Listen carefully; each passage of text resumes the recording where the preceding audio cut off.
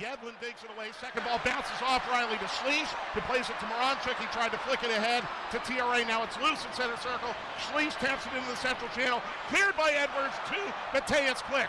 Click, sending it ahead. Jamal TRA down the middle, 1v the keeper. Jamal shot, score, score. It's over. The winless streak is over. Atlanta United is.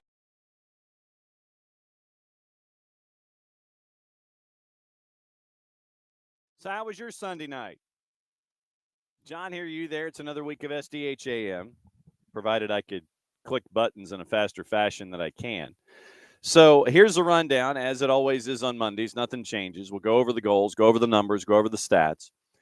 And Abe Gordon set to join us in about 10 minutes. We'll go over Abe's thoughts after the post-game report, the full-time report on 92.9 The Game and the Odyssey app. And so we'll go over that. And then Bart's going to join us at 10 o'clock to go over a couple of calls from the weekend and a couple of situations from the weekend. Two of them from inside the Atlanta United match itself. One that has caused an amazing amount of hue and cry, and then the fallout therein. And we'll walk through one goal and we'll walk through one play that was not carded. We'll get into that with Bart. And then there are a couple of other cards that were issued, one in Major League Soccer that our friend Jessica Charman got to call with NYC in Chicago. Nothing like for Jess. First and foremost, congratulations to Jess for getting some reps on Apple TV. But nothing like your first match on Apple TV getting 2 red cards. And we're trying to track Jess down to see if we can have her on later this week to kind of go through what the match was like, go through the red cards, all of those kinds of things. So we've got Atlanta United calls and cards. We've got, or no cards. We've got Chicago and NYC cards and calls. And then we have what happened in the Premier League involving Aston Villa. So that's going to be hour number 2 with Bart when we get into cards and calls and other things involving national teams, if there's anything going on there. But with Bart, it's going to be cards, calls, no calls, those kinds of things in hour number 2. Hour number 1, once again, coming up in about 10 minutes. It'll be Abe Gordon, 92.9 The Game on the Odyssey app, dropping by as he always does. We'll go through the lineup. We'll go through the numbers. We'll go through what happened last night. Big 4-2 win for Atlanta United. Basically taking FC Cincinnati to the proverbial woodshed and giving everybody that was in the building last night their own series of heart attacks. I mean, literally, it was like your Sanford and Son moment where, Elizabeth and come and then it scores. And you're coming. It's so the back and forth last night. So we'll get into that. So it was good to see everybody last night at Mercedes-Benz Stadium for SNS. And it was a fun environment. And so it was definitely one for the books as we go. And the back pass. Yeah, we'll get in Pars. We'll get into the back pass as well. So there's plenty to get into from the match in and of itself that needs to be analyzed, observed, peered over with a fine-tooth comb and a magnifying glass when it comes to the laws of the game. But yes, we'll get into all of that in hour number 2. But hour number 1, once again, we'll review. We'll go over the goals. Got a couple different versions of goals. And, excuse me, I haven't had enough caffeine this morning. It was a late night. The traffic for the early part of the week will be thus. Once again, today being today. Tomorrow, we'll get you start to turn the page. We'll go through the rest of Major League Soccer, get you ready for Atlanta and the Purple Team. Keeler Hodges from the USL show is going to join us because it's the last Tuesday of the month. So at 10:30 Eastern tomorrow, Keeler Hodges and the USL show, we're going to talk about the month that was in the USL. We'll talk about Mark Briggs now in Birmingham with Legion and everything that's been going on there. And we will also we're going to catch up after the show on Tuesday. We're going to catch up with Mike Gramajo from West TV to get you ready for the Purple Team. That will air in the Wednesday show. And we'll get you ready for Atlanta United Purple Team. Last home match for 6 weeks because of Club World Cup and converting the turf and converting the surface and all those kinds of things. So Last chance to see Atlanta United at home is midweek before basically July. So you got to get your shots in, got to get your reps in as we go. All right. No dilly, no dally zone. The man is, as always, getting ready for everything. We'll see if he is properly hydrated to break everything down when it comes to Atlanta United. Abe Gordon, 92.9 The Game on the Odyssey app. How are you, partner? Hey, we're doing pretty good, man. Trying to figure out how we're supposed to do all this without complaining, right? I mean, we pick up 3 points, and it's been a while. It's been a long while, but it feels good. Well, I think the complaining has been reserved for the visiting team's fan base after what happened last night on various fronts. I don't know if you have had the chance to see the responses from their fans over a couple of incidents, but there have been some heated 280 character app responses from the visitors after what happened last night. Yeah, I heard a little bit of that as we were leaving the press box in terms of dirty plays and this or that. But, a little bit of frustration for a team that fell out of first place. I can somewhat understand it. All right, so when you look back at what happened last night, now that we've had the sum total of less than 12 hours to digest it all, you look at the back line, and it was Pedro, Luis, Derek, Matt Edwards, and Saba. And then you end up with Jay Fortune. I think that we have determined, or at least with the big win last night, we've come up with the idea that there are some folks who have locked in their places and should not be removed from the starting 11s going forward. Yeah, I just think right now, unless things fall backwards and you get to a place where drastic measures must be taken again, which hopefully we never get to, I just do think that 3 center backs is your path forward. They have looked better in recent weeks, and certainly even in the loss to Philly, but definitely last night. And it just the way you look at what Matt Edwards is doing, and the comfort there with Luis Abram and Derek Williams as well. I think Pedro, and whether it's Saba or Brooks, but specifically Saba last night, I thought was just a demon on the right side that you have to contend with, both understanding how dangerous he can be offensively when he gets into that zone, but also knowing he will track back, he will pressure you, he will turn you over. So I do like what I saw from the back. Obviously, 2 goals still get through. One of them definitely should have been prevented. Brad Guzan spills the ball out of bounds. It ends up as a corner kick, and they get one on the ensuing set piece. I think Goose will tell you he probably should have handled that shot. It never should go out for a corner, and that goal doesn't happen. But I thought the back line was good. I thought specifically they were very good switching the field. A lot of outstanding diagonal balls. I know Matt Edwards had a number of them. I know Derek Williams had a number of them. The long ball service yesterday was pristine. And so I think that certainly got you from a defense to offense very quickly, momentum, and certainly that ends up with at the top of the box. You finally found ways to finish chances. I mean, you get 4 of them there last night, and it just there were a couple of more that especially near the end of the first half. Latte Loth had a run in. You had a couple just chaotic scrambles that you couldn't quite put home, so it could have been even more.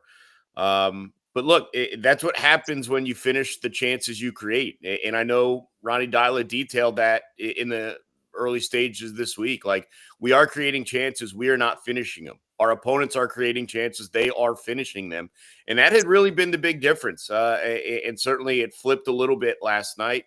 You pick up a huge 4-2 win over a team that, again, was second in the Eastern Conference. Well, still is second in the Eastern Conference, but could have put themselves back into first. And hopefully a little bit of momentum heading into a midweek match where if you can stack performances, if you can back it up, maybe you can start to feel a little bit better about where this season could go. Yeah, to your point about long balls and such, Derek Williams on the night, who punched an 8.1, second highest overnight with the readjustment of the number. Madanchuk had an 8.3, so he was the highest rated player courtesy of our friends at SofaScore. Derek Williams an 8.1. To your point about Derek, 6 of 10 on his duels, 33 of 37 passing, 2 long balls from Derek on the night. Matt Edwards, 35 of 38, 92% passing, 4 of 6 on long balls from Matt Edwards. And so literally from 2 of your 3 center backs, you end up going 6 for 12 on long balls. And let me see if Luis has any numbers here quickly. So 6 of 12, 6 of 12, 6 of 12.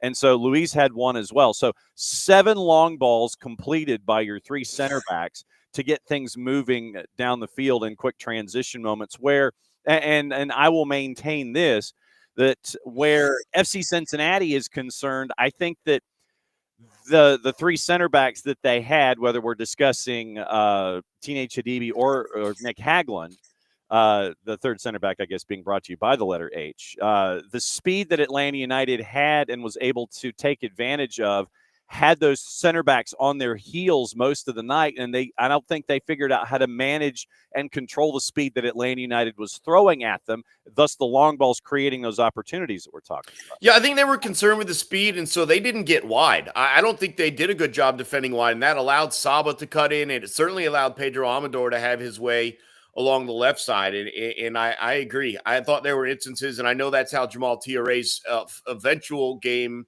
sealer came in, was just the ball in behind with speed. But I think you saw Latte Loth given a number of opportunities. I think you saw Saba given a number of opportunities, and Miggy as well, to try and put on the afterburners and get to a couple of them. And it's really the first time I'd seen Atlanta United try and take advantage of team speed at the top against a team that's playing a higher line and just kind of boot it up there and let guys run.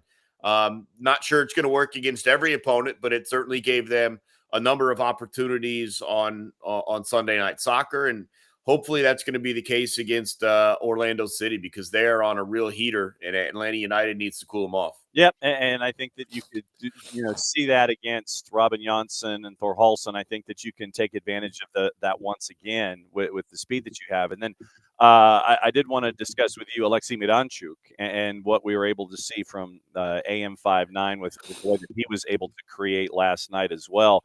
Just that there were points where you look at Alexei and you're going, yeah, man, that's what a lot of folks have been waiting for, and he was able to take advantage of that last night and show folks what he can do with the artistry that we know is there. Yeah, I think this was by far probably his best performance since coming over and joining the team in terms of impact, and certainly in terms of need. He was in on a couple of different goals in terms of getting the assist there, and it was kind of more just he happened to spot up every time a ball was cleared. He's the one to recycle it. It felt like he was doing that quite a bit last night, and just keep the attack in a dangerous area as opposed to circling it too far and playing it back to keeper, stuff like that. Look, I still think there's some disconnects with whatever's going on with Miggy. We talk about how dangerous guys looked last night. Miggy wasn't one of them, unfortunately. Yeah. Saba looked dangerous. Latte Loth looked dangerous. Jay Fortune looked dangerous. Pedro was dangerous. Alexei was dangerous. Miggy just wasn't. And so they still got to figure that out. But I do think you saw a little bit more of, and because of the formation, you were able to keep Alexei a little bit higher up the field as opposed to pull him back. I think that certainly helps and keeps him engaged. But again, the fact that you had Saba wrecking havoc on the right side from that right back position, I think did open things up. And I think Alexei was probably one of the main facilitators because of that. You mentioned Saba's numbers, the X everything, the XG, the XAG, not the XA, but the XA plus G was a .66. He was given the 1 assist on the night, the 1 primary. 13 of 16 passing, 2 key passes on the night. We talked about key passes. There are a lot of different dudes that were running through the numbers here, and you're seeing key passes from them in this offense.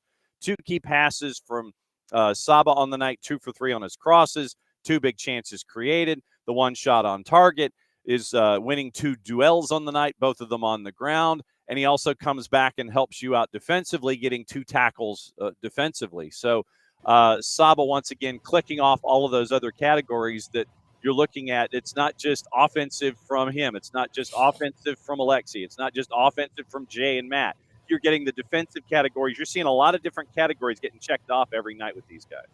Yeah, and Saba was the one that really excites me in that role, and certainly it's tough to see Brooks Lennon go down, but look, you're getting the workload and the effort from Saba, but I just think he gives you a dangerous piece up top that Brooks doesn't quite give you. His ability and his really desire to take on defenders and to create some space and find holes and run into them, and then if he can't get the goal himself, he's just as happy slotting one across, and we saw that a couple of times yesterday.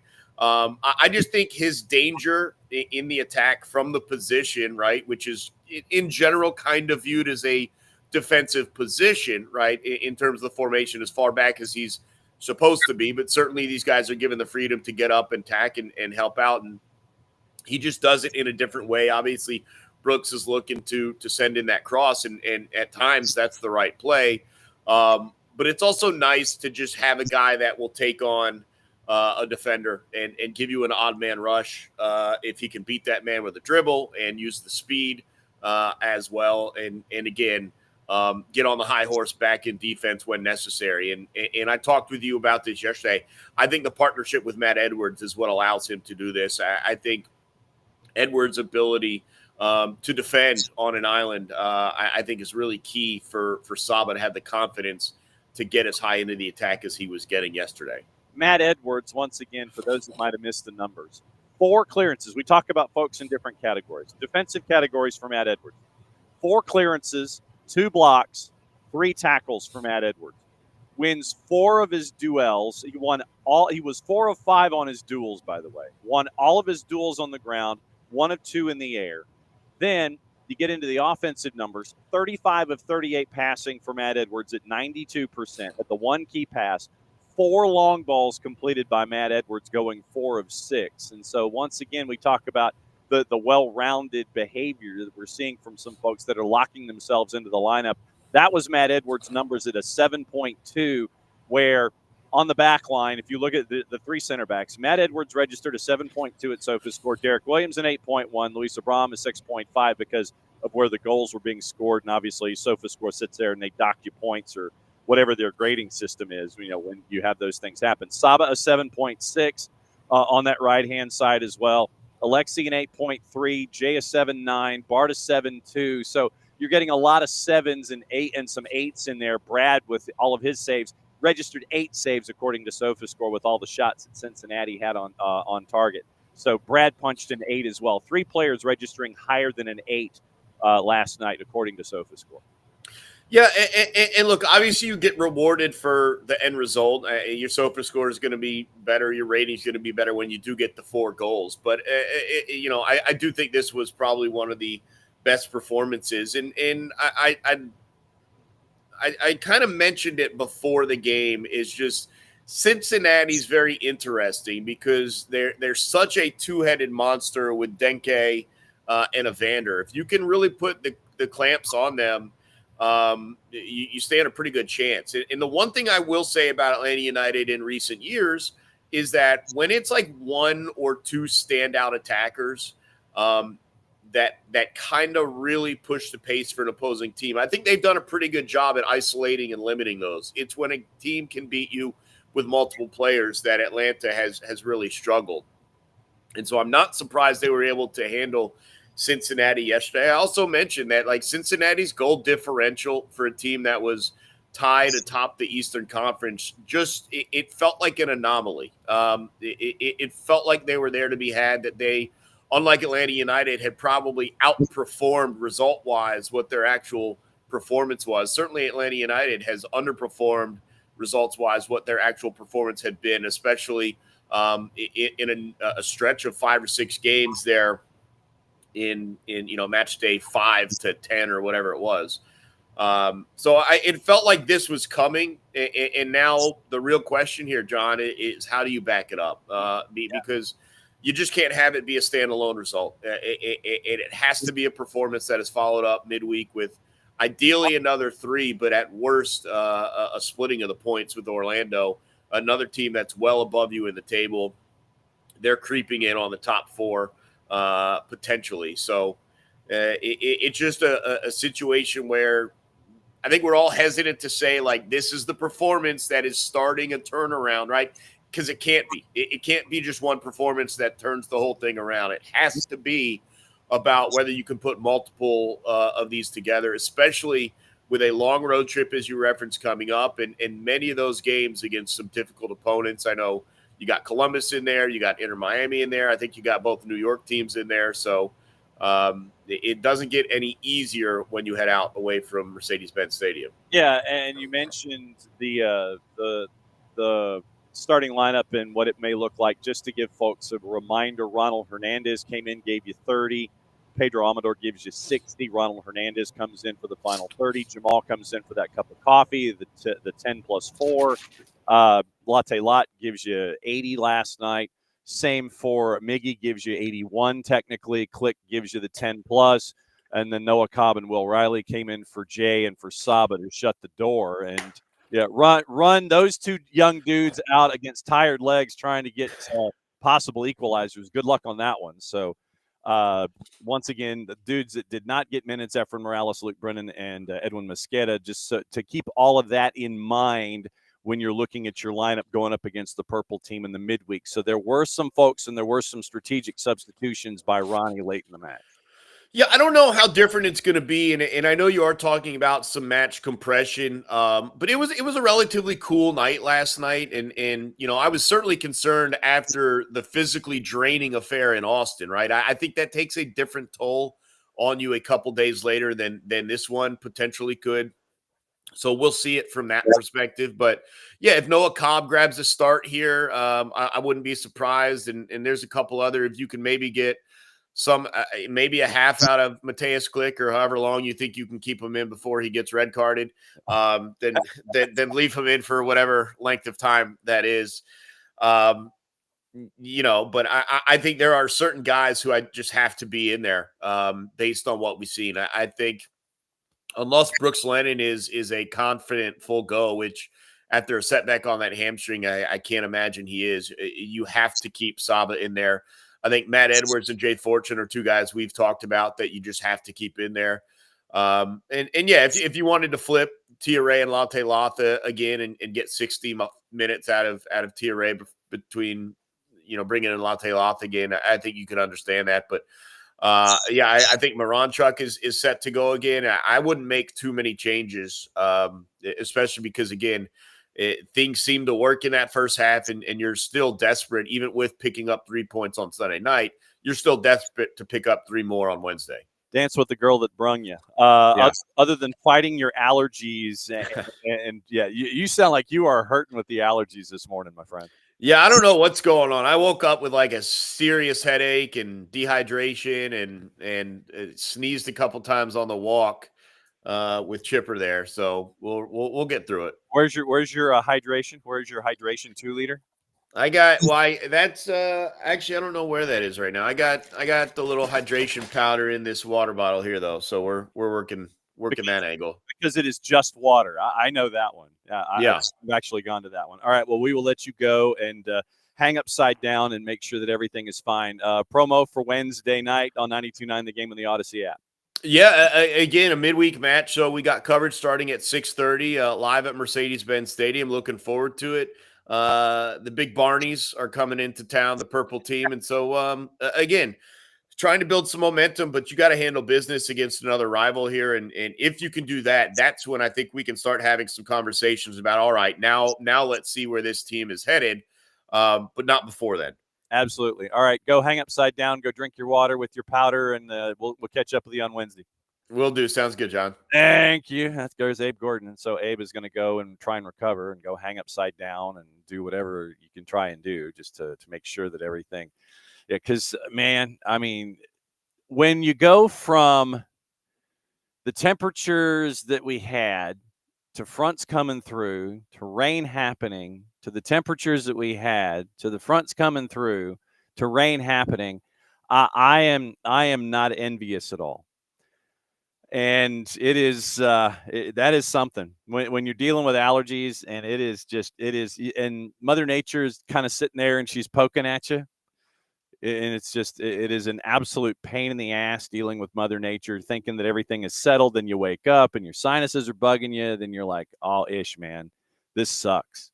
And so, yeah, Abe is us this morning. Abe is a part of us this morning. So hopefully Abe will be feeling better after he hangs upside down on the sofa and gets a day to himself. But as always, it's great to catch up with Abe on Reaction Mondays after what happens during the weekend and having the chance to go through everything that happened on Sunday Night Soccer. All right, it is time for Stats and Highlights.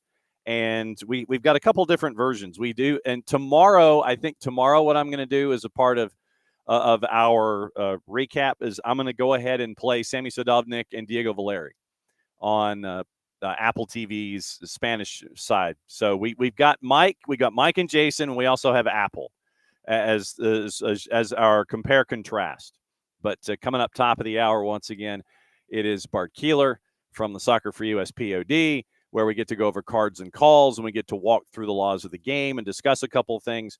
There are a couple of moments that we do have to get into from the Atlanta United match, and I will set it up in this half hour with one moment in particular, and then we'll walk through that particular play, and then we'll have Bart discuss it. It was the moment that happened early on that caused an early substitution for FC Cincinnati. But then as Pars has brought up the back pass, we do have to get into that, what constitutes a back pass and how it is or how it isn't. And then the goal involving Jay Fortune and Latte Lot's involvement in it. So those two moments involving Atlanta United, plus the third moment that we're going to get into involving contact and why it wasn't a card and all that kind of stuff, will lead into it, but we'll discuss it. So it's 3 moments from the Atlanta United match. The big moment from the weekend involving the PGMOL and Aston Villa, because there's a lot to get into with that. And then also Jessica Charman's moments from Chicago Fire and NYC, where apparently Rosendo Mendoza decided to just go ahead and pull the trigger on something that was probably best described as a dryer sheet. So we'll get into that coming forward. 10 o'clock, obviously, Bart will join us for the majority of that. But let's go through all the numbers and the stats and the goals, and we'll lay them all out for you, provided I can find them here in the rundown. And we'll say hi to everybody as well. I think, Michael, I think you are correct. I think Abe is a vampire. We all had a late night. Some of us respond a lot better to late nights than others, and Abe very well may be. All right, so let's roll through the goals as we have them, and we will do it. We'll start with the 92.9 version, and then we will lead into it with the Apple versions, and we'll go through all the stats, and we'll talk about the one big early moment. We'll get into that, and then that should get us to Bart at 10 o'clock. All right, so obviously early on for Atlanta United, it was 2 goals in the first 20 minutes, and the first one came off of a set piece because of basically something akin to a hip toss that Miles Robinson had involving Latte Lot sticking the leg out. So you had this moment, once again, courtesy of our friends at 92.9 The Game and the Odyssey app. All the highlights this morning, once again, 92.9 The Game and the Odyssey app, Apple TV, and Major League Soccer. If you don't hear Mike and Jason, it's Jake and Taylor on Sunday Night Soccer. So that's kind of covering our play-by-play bases here and on our courtesies. But we'll start with 92.9 The Game and the Odyssey app. The first goal on the board to Derek Williams. And Saba steps over it. Alexei sends it in to the penalty spot. Header! Score!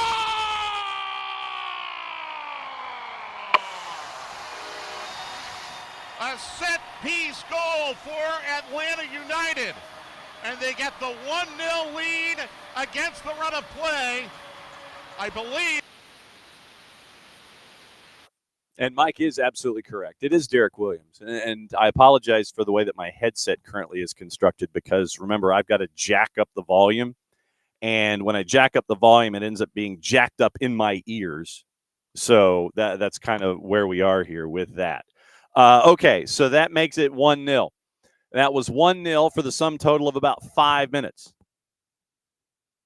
Then we had goal number 2, Jay Fortune. Like I said, this is one of the moments that we will discuss with Bart coming up top of the hour. But here's goal number 2, 20th minute. Jay Fortune that made it 2-0. Fortune trying to dribble out of a 1v2. He's able to center it effectively to Almirona. Plays it down the right wing now. Here is Moranchuk ahead to Saba, right corner of the 18. Saba dribbling into the box. Saba to the edge of the 6. Saba with the cross. Score! It got all the way through to Jay Fortune, and it's 2-0. How on earth did that cross make it through? I don't know, Mike, but I know that Atlanta United fans are not going to sit there and do a take-back. There are no take-backs, by the way. So it's 2-0 at that point. And then it was the moment early in the second half. No, we're not playing Cincinnati highlights. But it was 2-0 at the break. It could have been 3. Legitimately, it could have been 4 with the chaos that happened in the last 10 plus 7. And I mean 10 from like 35 to 45, and then the 7 minutes that were added because of injuries and such. Injuries and analysis. So the last 17 minutes, the game in the first half, that 10 plus 7 was just absolutely out of its mind. And there is a debate where our and I'm going to take you behind the fourth wall a little bit.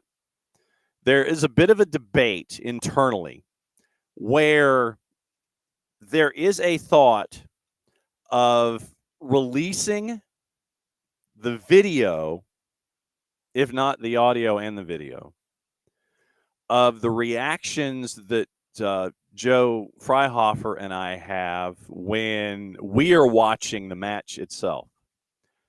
Because it is constant commentary, and I know that shocks you all, with the way that it is. For those of you that are inside Mercedes-Benz Stadium on a game day, there is the press conference room traditionally for the Atlanta Falcons is the room that the Hoff and I are in for Five Stripes Live at the half. And so because of the constant chatter that, frankly, that I have looking at the 2 monitors that are there in the room, I am constantly chattering with the monitors. We have Mike and Jason in our ears. We have an option, but I choose to have Mike and Jason in my ears. So I'm listening to Mike and Jason. We have the Apple TV video feed on 2 monitors in the room with us. And so for that first 45 minutes, it literally is, it's chatter back to the television. It's chatter to Mike and Jason, even though they don't know that I'm chattering with them. And the Hoff is looking at me like I've lost my mind, as is anybody else that wanders into our studio space. And because of all of that chatter, then the chatter also goes into the master control, where we have our production team that puts together everything that you guys see at the half. So literally it is 3 separate conversations. Well, technically 4. Mike and Jason, Joe, the room, and back to the TV. So I'm having 4 separate conversations during the first 45 minutes. Because of halves like the first half involving Atlanta United last night, there is a thought of releasing that audio and video. I am immediately scared about that prospect. And there might have to be a Surgeon General's warning if that does in fact happen. But because of those 4 conversations that we're having, that last 10 minutes of the first half and then the 7 minutes that were added because of the Haglund injury and such, was just absolute chaos, and we were both out of breath. So 2-0 at the break, and we did our halftime, and then the second half happened, and before we blinked, Miles Robinson made it 2-1. So 48th minute, it's 2-1. That lasted for about 18 minutes. Technically, this moment in the 66th made it 3-1. Bartosz Slisz at the end of the play. Second corner of the game for Atlanta. They lead 2-1 in the 66 minutes. Saba to send it down in the near corner goal to our left. Left arm in the air for Saba. He puts it down and sends it in to the back post. Header across the face of goal, and then tapped in for the goal by Bartek Schleich.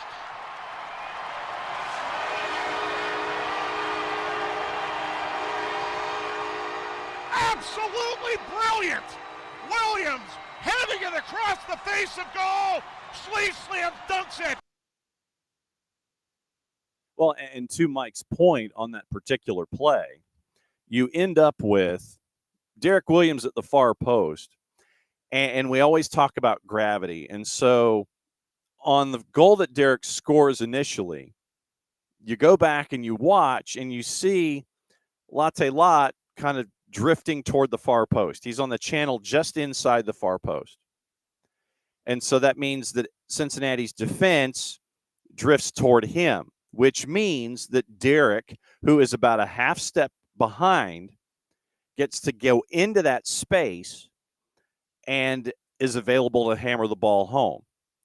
So when Derek on the set piece off of the corner is at the far post, he elevates. FC Cincinnati's defense is drawn toward Derek going to the third floor in the elevator. And so Derek, once again, with everyone going to the back post, sees availability from players that ends up with Bart Schleich slamming it home to make it 3-1. And so, of course, Cincinnati being Cincinnati, that lasted all of about 4 minutes, and Dado Valenzuela, who we have seen grow and evolve over the last couple of years with FC Cincinnati 2, gets a goal to make it 3-2. But just to once again make the final 20 minutes about as nerve-wracking as humanly possible, hey, look, you get the win, you got to earn it. So they earned it, 90+4. Here's how Jamal shut the door for Atlanta United in the 4-2 win, once again courtesy of 92.9 The Game and the Odyssey app. Here is Jamal's goal. Yedlin digs it away. Second ball bounces off Riley to Schleich, who plays it to Moranchuk. He tried to flick it ahead to TRA. Now it's loose in center circle. Schleich taps it into the central channel. Cleared by Edwards to Mateus Click. Click, sending it ahead. Jamal TRA down the middle, one through the keeper. Jamal shot. Score! Score! It's over. The winless streak is over. Atlanta United is. Why, yes, they are. And so it was 4-2. That's your final. So once again, thanks to our friends at 92.9 The Game and the Odyssey app. Let's go over the numbers before we get into how it was described on an entirely different network and break it all down that way. So here are the stats on the day. Well, first off, let's go to starting lineups. Starting lineups once again for Atlanta. Brad in net. Your center backs, Matt Edwards, Derek Williams, Luis Abram. Your 5 in the midfield, 5 at the back, 3-5-2, 5-3-2, however you want to call it. You had midfield 5, Saba, Miranchuk, Schleich, Jay Fortune, Pedro Amador. And then your 2 forwards, second striker, Miggy, and Latte Lot. For Pat Noonan, one of the more cheerful individuals known to mankind, it was 3 center backs. It started out as Miles Robinson, Matt Miazga, Nick Hagland. 4 midfielders, but, sometimes that drifts into, your 5-3-2, 5-2-3, however you want to call it. Or Jano and Engel drifting back in defense. Engel, Benawaboto, Pavel Buka, and Orejano. Then your 3 in the attack, Evander, Denke, and Dado Valenzuela. Evander, just because he clicked so many notches in the stat belt, punched an 8.8. It was one of the quieter 8.8s I think I've ever seen. So here's Evander's numbers. By the way, 0.52. He only had the 1 assist on the night officially. 3 shots on target, 3 shots off. It goes back to our original point about having all of those shots, and not all of them were inside the 18 or weren't contested by the defense. 2 blocks, 2 dribble attempts, 45 of 48 passing at 94%. 8 key passes for Evander. 8 key passes, yet you only had 2 goals. 3 crosses, 5 long balls, 5 of 6 on the night. Had the 1 big chance created. He was 4 of 9 on his duels, only won 1 in the air, 3 of 5 on the ground. Lost possession 15 times on the night. Was fouled once, had a foul himself, and no defensive statistics for Evander, yet that translates into an 8.8. Okay, sure, fine. Kevin Denke, who was shut down for the most part most of the night, his XG plus A, or A plus G, however you want to do it, a 0.13. One shot on target, one shot off. 10 of 13 passing for Denke. Denke was shut down. 10 of 13 passing. 2 key passes on the night, 1 long ball for Denke. 2 big chances created. He had 4 for 10 on his duels, 1 of 2 on the ground, 3 of 8 in the air. Lost possession 5 times, fouled once, and had an offside call. So that was Kevin Denke. Denke was shut down for most of the night. And for most of the evening, you had FC Cincinnati, short of Evander's 8.8 on SofaScore. Everybody else was 7.2 or lower, or 7.3 or lower. Denke is 7.3. Orejano, Engel, and Miles 7.2s. Dado Valenzuela a 7.1. Buka a 7. Wobodo, Hagland, Miazga high 6s. Wobodo had a 6.6. And Roman Celentano was 6.4. Teenage Adibi is 6.2. Kai Kamara is 6.5. Yedlin is 6.5 with a yellow. Sergio Santos is 6.4 coming in for Engel. Alvis Powell, Gilberto Flores, Todd Bryan Anunga, Corey Baird did not play. Yuya Kubo was doubtful and did not participate. So Evander, just because he punched a bunch of different numbers and a lot of different offensive statistics, ended up with an 8.8. A lot of shots, some on target, some not. 7.3. So there was a 1.5 difference between Evander and everybody else starting when it came to the analysis in the matchup. Stats on the night.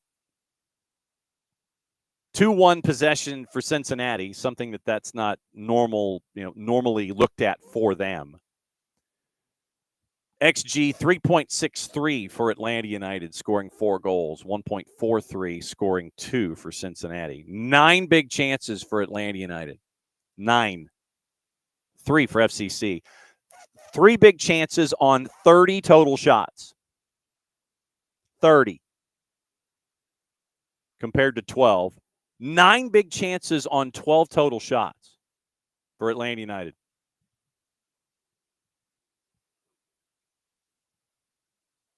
Brad 8 saves. Celentano 3. 11 corners for FC Cincinnati compared to 2 for Atlanta United. They also had 11 of the 19 fouls that were called. 21 tackles for Atlanta United on the night compared to 9 for FCC. 11 free kicks. And the 3 yellow cards were all FC Cincinnati's. Shots once again on the night. You had for Atlanta United all but 2 outside the 18. For FC Cincinnati, 5, 6, 7, 9, 13 shots from outside the 18-yard box. So 17 inside, 13 outside. And only 1 shot inside the 6. Shots 10 on target for 7 for FC Cincinnati. Shots off target, obviously 14 with 6 blocks for Atlanta United. 17 inside the box, 13 outside the box, 6 of them blocked, 14 off target. So literally 2/3 of the shots don't even make it to Brad. 8 saves, 2 in the back of the net. Atlanta United in the attack once again. 4 big chances scored, 5 missed. 21 touches inside the penalty area for Atlanta United compared to 35 for FC Cincinnati. Fouled in the final third, 2 each, and then 3 offside, 2 to Atlanta United. Passes in the final third, more than almost 2.5 times for Cincinnati, 138 to 54, 82%. Long balls 45 to 26, crosses 9 to 4. Atlanta United had 54% of the duels. FC Cincinnati dispossessed 10 times compared to 6. Tackles won. Atlanta United had 21 WON tackles compared to 9 for FC Cincinnati. 9 picks compared to 3. FCC had 48 recoveries compared to 43. 31 clearances for Atlanta United on the night compared to 9. And once again, eight keeper saves for Brad compared to 3 for Celentano. Goals prevented minus 1.02 compared to minus 0.39 for Celentano. 2 big saves, 14 goal kicks compared to 6. Let me get you Brad's numbers really quickly, just to give you what Brad was able to do last night, punching an 8.0. Mention the 8 saves, 3 saves from inside the box, 27 of 38 passing for a keeper at 71%, 10 long balls completed of the 21 that he attempted on the night. So that's your numbers right there. Then the key moment, or at least early on, a key moment early in the match for FC Cincinnati was contact that was made on Nick Hagglund in the 15th minute. Hagglund to that point had completed every pass, had the 1 shot off target, and had the 1 interception. But contact was made by Latte Lot on Nick Hagglund. And obviously we do not have an update today on Hagglund, but he goes down from contact, and the FC Cincinnati social media responses were well out of control. So here's basically what happened in the 15th minute. So in the 15th minute, Latte Lot and Hagglund, once again, they're both running down the left-hand side of the attack for Atlanta United. And if you look at it, there are folks that are looking at Hagglund and wondering where the red card was for Latte Lot. So if you look at the snippet that is pulled, and literally it is letterboxed and what have you, you notice that Hagglund is staring at Latte Lot the entire time. Hagglund has squared his body to Latte Lot, and Latte Lot is trying to separate from Hagglund, but Hagglund is staring at Latte Lot the entire time. Then Latte Lot makes contact with Hagglund, and then Hagglund ends up laying on his stomach, and then he ends up holding his rib cage, being treated for his injuries. And it goes from there. The diagnosis was I want to get this correct, because we don't have an update this morning as of yet on Nick Hagglund. Fractured rib and lung damage, according to Pat Noonan. Didn't know how to describe it.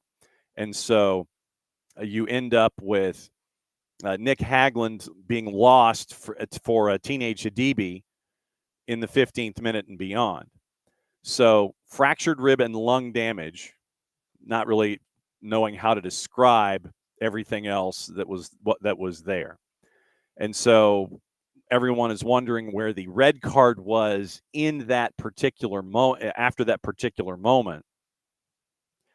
And so Noonan said, and this is from our friend Laurel Failer at Queen City Press. Noonan said he did not receive any feedback on why there was no foul or a card upon further review called on Latte Lot for the hit on Hagglund, nor did he expect any further communication on the matter. Quote, what are they going to say? They missed another play? ? So out of the blocks, Pat Noonan is putting himself out there, describing an oopsie that didn't get called. Yeah, so he's putting himself out there. I'm wondering if he gets an envelope from the league. Noonan says, it's strange. There's nothing going on in that area of the field where Nick's moving and with the ball, but I haven't seen the way the impact happened. It shouldn't. And, is it kind of a freak incident? I think you can kind of see where humans are. Players are in and around you to avoid, something like that happening. But how malicious it was, I don't know. But it was obviously enough force where Nick's not expecting it, and now he's punished for it. If you look at the video, Nick Hagglund is staring at Latte Lot. He is staring at Latte Lot. And so what we're going to do also is take Vengeful Messiah, and we're going to block them. Suspended or deactivated. So they didn't waste any time. They got in and got out. Obviously enough force where Nick's not expecting it, and now he's punished for it. A pool report inquiry was submitted to clarify whether the incident was reviewed, which it was. VAR's job is to check, and this is Laurel Failer's report from Queen City Press. The VAR's job is to check for a potential clear error or a serious missed incident in only 4 match-changing situations: goals, penalty kicks, straight red cards, and cases of mistaken identity. Latte Lot's collision with Haglund was reviewable to see if there was a clear missed red card. VAR determined no error. Quote, the referee saw the situation clearly and deemed it not be a foul, for a split infinitive. Pro stated in its response. The play was checked by VAR for a potential red card to make sure that no clear and obvious error was made on the field. The VAR confirmed that no error was made. So that was the end result of the Latte Lot versus Nick Haglund incident. But then you go on social media, and folks are calling it a cheap shot where there wasn't a booking. And the responses literally go downhill from there. And downhill in the sense of just how it goes into a complete and total spiral.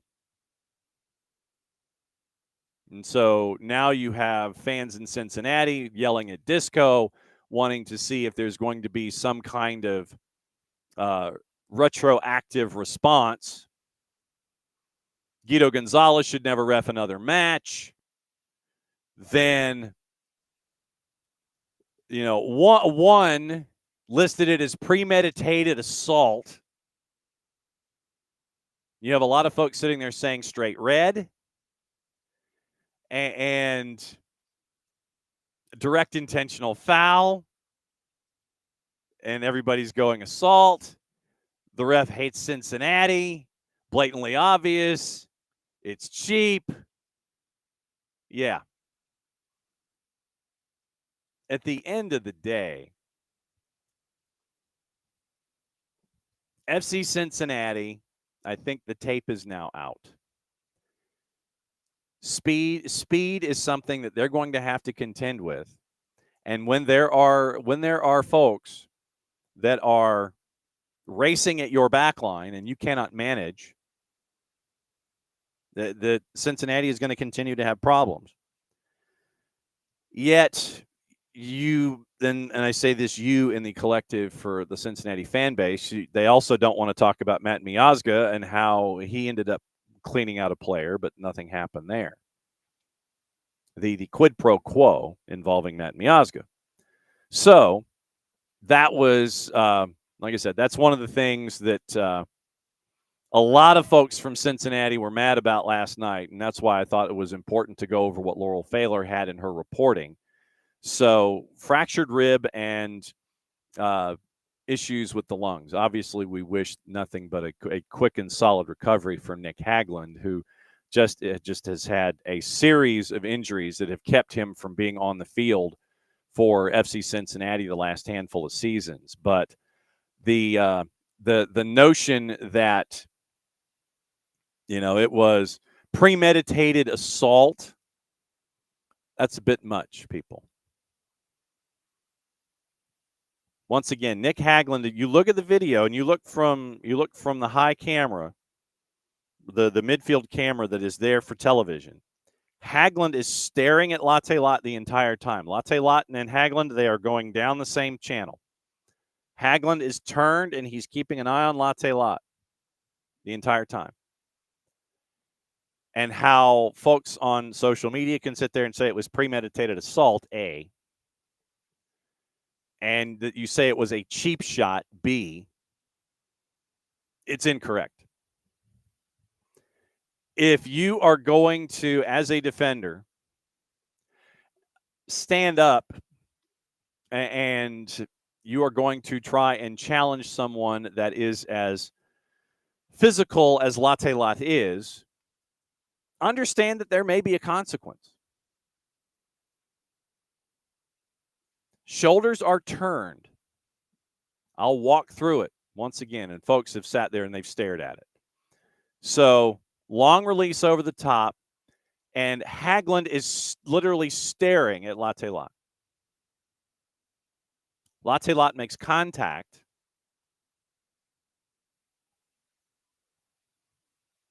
And Nick Hagglund obviously ends up with the worst of the contact. But once again, Nick Hagglund is turned, and he is looking at Latte Lot. Social media obviously being what it is, yeah, it's everybody's looking for a booking. Everybody's, it's a cheap shot. If a defender is turned and is staring at the offensive player that you feel is going to be receiving the ball, how is it that you are not anticipating some kind of challenge or contact? How is that cheap?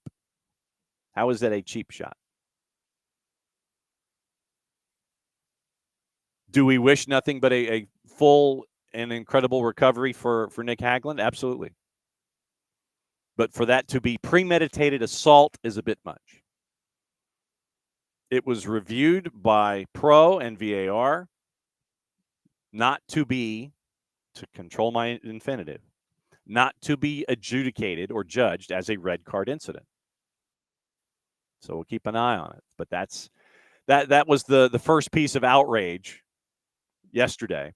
And so since it is hour number 2, it is time to discuss outrage and the gnashing of teeth and everything going on. So it's cards and calls and all of the things. So we bring in Bart. Oh, boy. Yes. Arsenal and Arsenal. I figured that might be a part of the wardrobe this morning. Yes. So how's the microphone? How's the microphone? How's the new setup? Well, let's test it out. I don't know. Sounds good. We're there. Sounds good. You got it. Okay. Great. There we go. Good deal. I've spent the last 10 minutes zaprudering the Latte Lot v. Nick Hagglund incident and the fallout therein, at least from one particular fan base. Mm-hmm. We went through the steps of VAR and overturning calls and such, and we discussed what Pro said in their 2 sentences of, you ask a closed-ended question, you get a closed-ended statement. When you get to ask the officials what's going on. So as one of the moments of the match, early on anyway, what did you think of that particular moment and the outrage, the subsequent outrage therein, sir, as we welcome you in on a Monday for cards and calls and such? So we're talking about Hagglund having Yes. to leave the game because of an injury of some sort. Yeah. Yes. Soccer happens, John. It does? What? That's kind of my take on it. I didn't get to really see it live, and I think that's the other thing is when you're looking at something that could possibly be violent conduct or serious foul play, right, which would be red card incidents, you got to have definitive evidence. And no matter how many times the Zapruder film is taken back in 10-second chunks. Correct. You sit there and that was, and like I said, that was why I wanted to, there's 10 seconds out there, but literally as we Zapruder the Zapruder film, Nick Hagglund is literally squared and staring and going with Latte Lot in the traffic pattern. He's in lane number 2 and Latte Lot's in lane number 1, and he sees there's an individual here, and so something might be going down. You've got to be ready for that. And look, this stuff does in fact happen. Last time I checked, you do have moments like this, but Hagglund, the premeditated assault one and the cheap shot one, those are the 2 that stuck with me as to the outrage about this particular call. Neither of which was true. Right, right. I think it was definitely much ado about, I don't want to say nothing, but much ado about a regular thing that unfortunately does happen sometimes in soccer. Um, you know, especially when we look at VAR, because VAR can only check match-changing incidents, so we're told. And if it's not a red card, no action is going to be taken. And again, it would have been hard for any of the officials, I think, on the field to see what was happening in a certain capacity to even issue a yellow card if that was warranted for this type of incident. You know, the AR probably wasn't super focused on this because it wasn't necessarily keeping up with the offside line, and the center official would not have been focusing on this particular action. Yes. And So, also, John, it's not like we haven't been on the receiving end of some of these mhm. in the past. And again, that is soccer. Yes. Yes, that is this sport. Last time that I have checked, so I am down with that as we are here this morning. There were another couple of incidents that I did want to get into.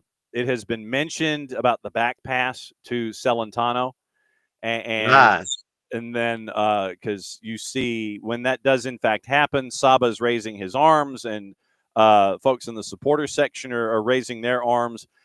Walk us through back pass, what is acceptable and what is not, and what your thought was about this moment from the match last night. John, correct me if I'm wrong. We had this conversation last week. I believe we did. About something happening in the Miami game. Yes, that is true. And a certain someone being very outraged at this type of call. This is the type of call I think he thought was happening on the field. Mm-hmm. This seemed like it was a back pass. Okay. I'll just be quite honest, because this seemed very, and again, we do not judge intent, so I'm not going to use intent until the very end of this argument, but seemed very directly passed, which means it has to come from their foot. Now, I haven't seen an angle, but it's possible they maybe thought it did not come from the foot directly. Maybe it was a shin or something like that. It looked like a foot to me, John, and it looked like it directly went from the defender, back to their goalkeeper. So I think the big difference between like this one and what we saw last week with Miami is there were other players around. The play itself was not made to the goalkeeper. The play was, you could have some sort of, again, we don't judge intent, but you have to kind of look at the game and go, this was not the purpose of the pass when we saw what happened in Miami. This was I settled the ball and it was kind of out there and the goalkeeper just came to get it. Mm-hmm. This seemed like the purpose of the action, John, was to give the ball back to their goalkeeper. I feel like this one could have been picked up. Now, again, the problem here, John, is when it comes to VAR, the punishment for this action is an indirect free kick, which does not qualify as a match-changing incident. And that may have to be considered something that we look at in the rules of the protocols of VAR. I think that's possibly something that we could consider evaluating if this could be. I would say any free kick inside the penalty area could potentially be a match-changing incident. Okay, so that was why I wanted to, because the back pass had come up in Twitch pitch and topics of, it's like, well, hey, what about this? And that's why I wanted us to walk through those incidents and discuss that. Now, goal number 2 for Atlanta, where Saba turns into Mr. Stepover. He goes to Stepover City. And so it turns into what I referred to as a double nutmeg. And then Jay Fortune with the slam dunk. there was a hue and cry, Mm. obviously not from Atlanta folks, but there was a hue and cry from the visitor type folks about Latte Lot, his position, and how could he have been judged as interfering with the play, being in an offside position. So I guess, can you take us through each of individual thoughts here and the pieces of that puzzle that led to Atlanta United's second goal? So I'm guessing offside position, interfering with play, those kinds of things. Walk us through that particular part of this. So I'll just say, I think it's safe to say that Latte Lot was in an offside position when Fortune essentially touched the ball forward, right? Like, that's what we're looking for. Shot, whatever it's called. I think it's fair to, I haven't seen for sure because I was at the game, as you can tell from my voice, John. I actually had a reason to not have a voice the day after an Atlanta United All right. game, so Well, we're then, welcoming that. All right. So then, go ahead and find the highlights. And well, I did watch the highlights. Watch the highlights. I'm just saying I haven't seen like a still shot. You know what I'm saying of that. Now, we're just going to assume for the sake of this discussion that yes, he was in an offside position, because then we'll walk through the number one thing. You can be in an offside position, and it literally says this in Laws of the Game, Law 11. It is not an offense in itself to be in an offside position. So, assuming he's in an offside position, we're just going to assume that for the sake of this argument. Again, I haven't seen the still frame. I've seen the replay, and I'm like, maybe, But if you were in that moment in the offside position, what we're looking at there is, did he gain an advantage by playing the ball or interfering with an opponent? Mm-hmm. I don't know how this was interfering with the goalkeeper, because I think, yes, you can obviously say that a player in an offside position near the goal mouth is something that a goalkeeper would have to think about. But based on where the cross came from and where Jay Fortune shot it from, and then also shot it to, I really think this would have been in his line of sight. Based on the replay that I saw, right? The highlight package that you look at it and you go, okay, he's standing too far, I think, to the back post at this point. I don't think he's in the line of sight, and I don't think he's gaining any sort of advantage. I don't think he interferes with the goalkeeper or any other defender. And again, they reviewed this, so I think that's the thing that I'm just going to fall back on, is it was reviewed. And both the VAR decided, no, this isn't a clear and obvious error for certain, and probably said, no, the goal is confirmed. Okay. So that carries us through that carries us through, I think, all of the moments from the Atlanta match. I want to now go to Chicago and NYC. 31st minute. So if you dial up the highlights with our friend Jessica Charman on play-by-play, you go to the big highlight package from the league. It's at about 2 minutes and 48 seconds. So it's the Brian Gutierrez red. Let's pull it up.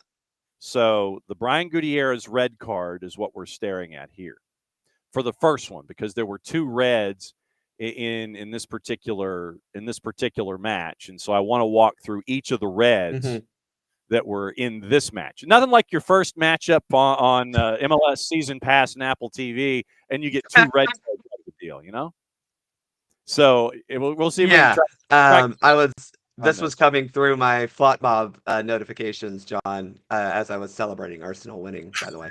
Yes. And I'm just going through, yesterday, Arsenal's got a win against Sunderland or Southampton to end the season. And I'm like, oh, this is great. Flot Mob notification after Flot Mob notification. Red card, right?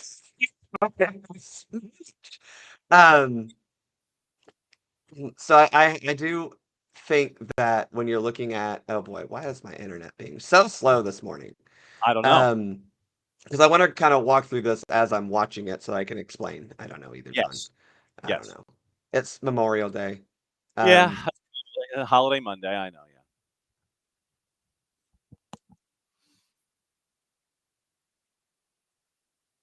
Yeah. 2 minutes, So 3 minutes. Here we go. All right. So I think when you're looking at these red cards for, let's see if I can get it correctly. Yeah, here we go. When you're looking at these yellow card or red cards, because one of these also was, I think I want to talk about the fact that someone got, who was it who got the Jonathan Dean, right? yeah. Well, I Got mean, a yellow card after, or no, that was in the 45th. Sorry, someone got a double yellow red card. That's what it was, that was which I want to talk about as well. But yes. Brian Gutierrez, getting the red card was, for me, if I'm looking at it correctly. Oh, come So on. in transition, Gutierrez. Yes. Yes. There we go. Yeah. So Gutierrez. Yeah, it's one of those where Gutierrez is hopping up into the air as the player is going Okay. past Yes. him, and Gutierrez tries to restrain. And I'm gonna phrase it this way: Gutierrez is trying to restrain Yes.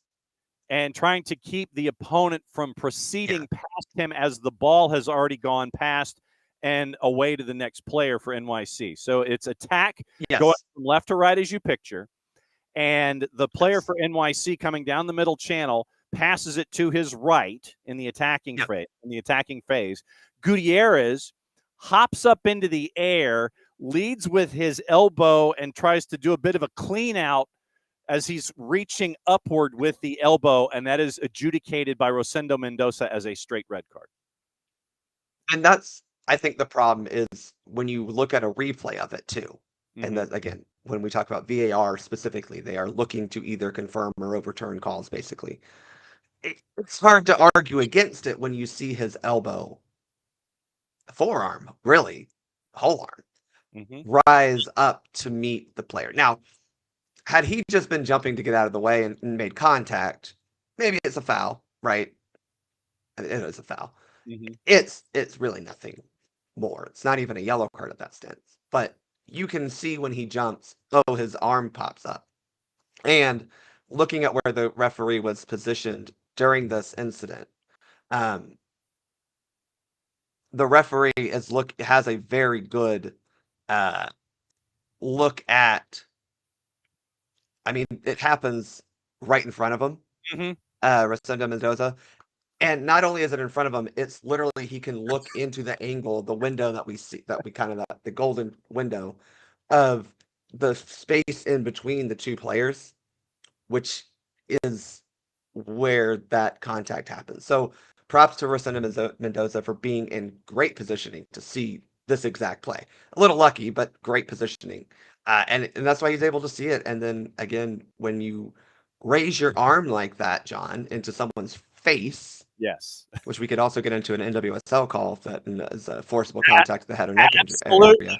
Absolutely. That's unfortunately just going to be a red card. You know, I don't know if he was fully intending to like hit him in the face.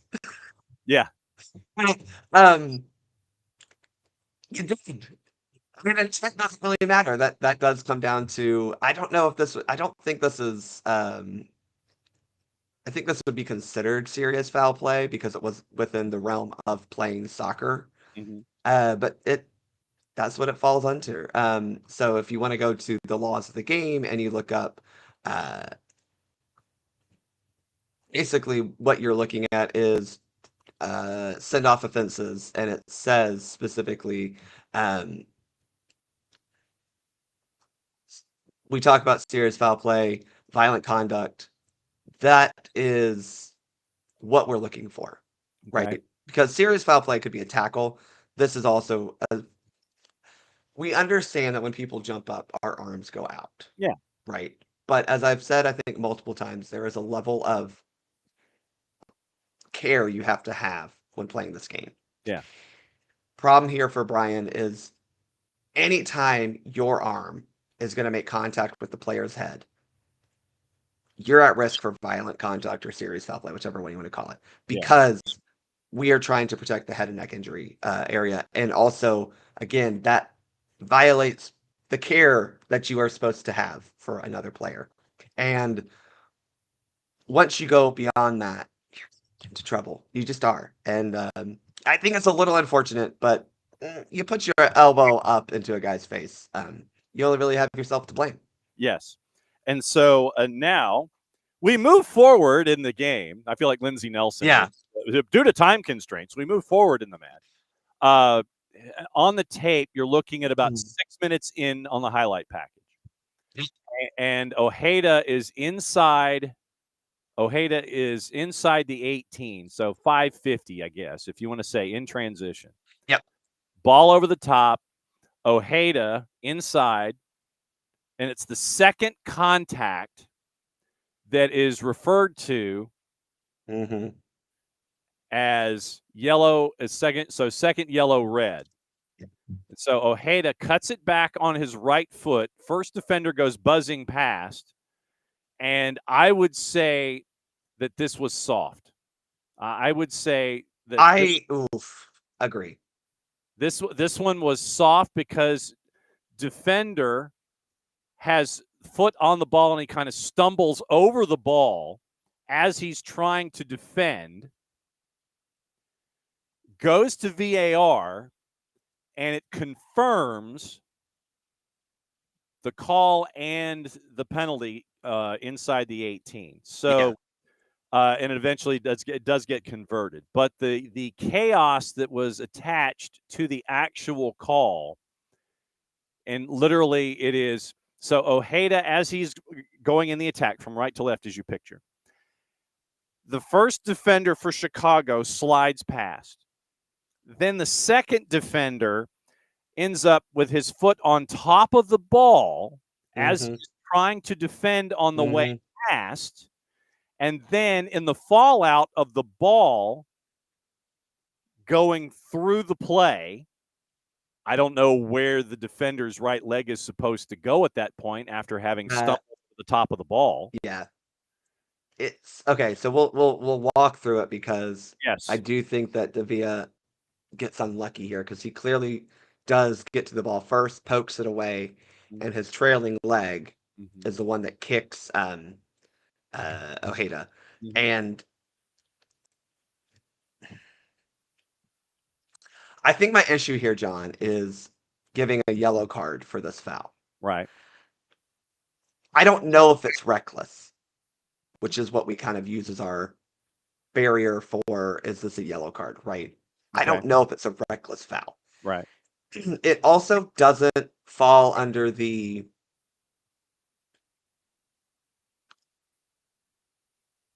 dog-so-ish type of foul inside the penalty area either, because there are plenty of other defenders back at this point. Okay.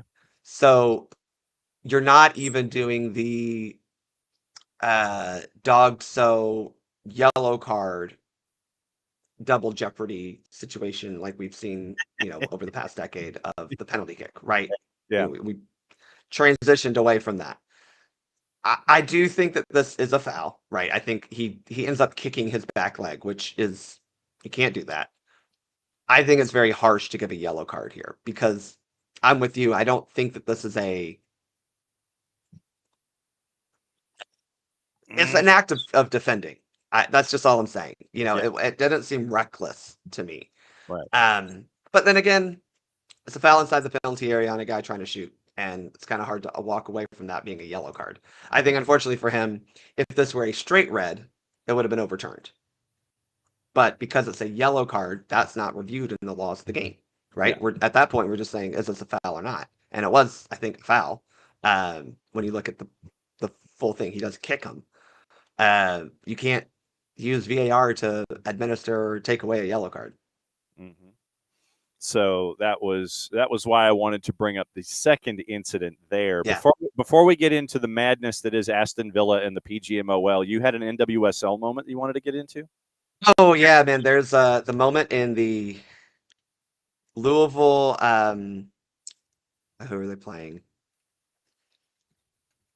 It was It was a Louisville player, so that's what Louisville has had a couple of matches this year. Angel City, Angels. there it was, where Angel City, Louisville.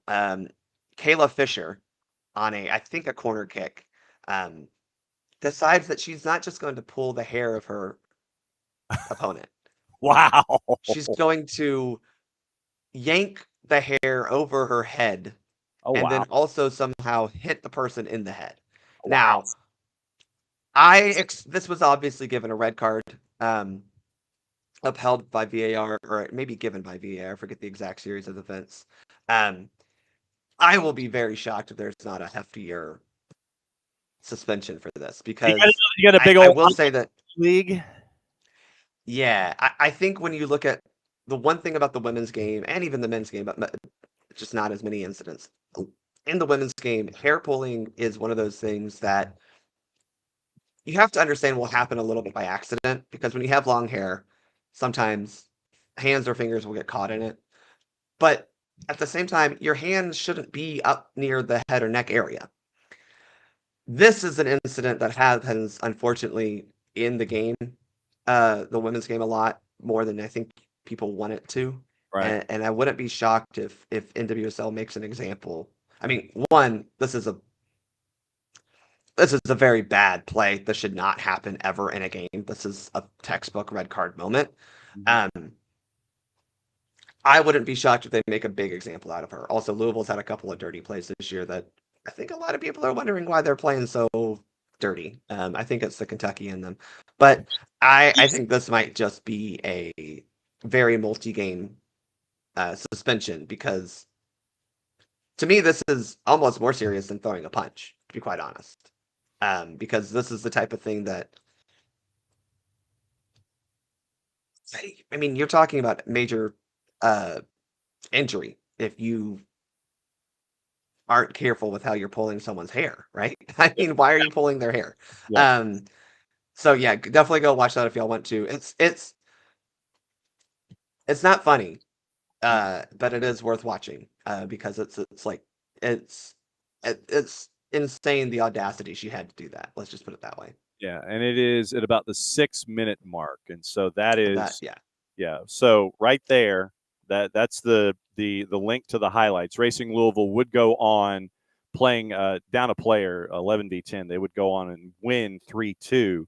But right there at about the 6-minute mark is where Bart is focused on the NWSL. Worth noting that Alyssa Thompson, USWNT star, converted the penalty, so that's also important to note. Yes, there you go. All right, so now probably one of the more furiouser moments from the weekend. Okay, so Aston Villa will lodge an official complaint with the Premier League about why a more experienced referee than Thomas Bramall was not appointed for their game at Manchester United after the official blew before Morgan Rogers put the ball in the net.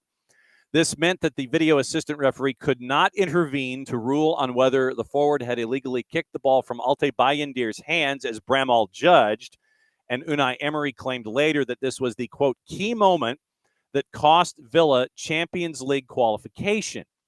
73rd minute at the game at Old Trafford. Goalless. Newcastle losing to Everton. Villa heading for Champions League. Bramall's ruling, and this is how it was worded in The Guardian. Furious reaction from Emery and the staff. After this, Amad Diallo and Christian Eriksen score. And this was when Unai Emery basically was seen applauding on the touchline in jest, I would wholeheartedly imagine. And so Villa ends up 6th. They're going to play in Europa League. Villa's director of football, Damian Midagani, quote, "The complaint is not about the decision. The complaint is about the selection of the referees. One of the most inexperienced referees for one of the most difficult matches of the season involving 4 or 5 teams," end quote. Villa later released a statement saying, Aston Villa can confirm the club has written to the PGMOL to raise concerns over the selection process of the match officials following today's game with Manchester United at Old Trafford. With such high stakes surrounding today's fixture, the club believe a more experienced referee should have been appointed. Of the 10 referees to officiate across the Premier League today, Mr. Bramhall was the second least experienced. The decision to allow Morgan Rogers' goal, copy continues, which would have given the club a 1-0 lead with 17 minutes to go in the match, was a major contributing factor to the club not qualifying for Champions League. Quote, as per the standards that have been established over the course of the season, a decision to whistle early is clearly inconsistent with current refereeing guidelines. VAR exists to ensure that these types of situations receive the scrutiny they deserve. Unfortunately, the technology was not allowed to serve its purpose. Paragraph. Ultimately, we acknowledge that the outcome for us will not change, but we believe that it is important to address the selection methodology to ensure that high-stakes matches are treated as such with regards to officiating and to ensure that the implemented VAR technology is allowed to be effective. Bramall has been a select Group 1 referee since 2022. Vitigani once again, quote, it's not about the decision. The decision is clear. It's a mistake. The referee apologized for the mistake. We can do nothing. The problem is why the experienced international referees were not here today. And then Unai Emery, let's see. Key moments, of course, Morgan Rogers, how the referee in that moment decided this action. He whistled, and of course, he needed to have it under his control, waiting for VAR. I believe in VAR, and I think we have referees in the Premier League, but sometimes they make a mistake. We all do. I do. With this goal, maybe we could get a better result in Champions League position, but we didn't deserve more than the result we have. So let's walk through it. And I think that the key here, and this was the key in this, at least to me anyway, is that you have to play the audio full in addition to the video. Because if you play video without audio, any kind of analysis really is moot, because you have to wait for the referees and anticipate the referee's whistle as a part of this equation. Because if you're seeing the video, obviously Bayindir is having issues with control. Morgan Rogers gets the ball away from Bayindir and puts it in the net. But if you don't play the audio to where you hear Bramall blow his whistle, then what's the point of staring at the entire play, because all you're seeing is video without audio here? Did I lose my mind? I am trying to find. No, I'm trying to find the.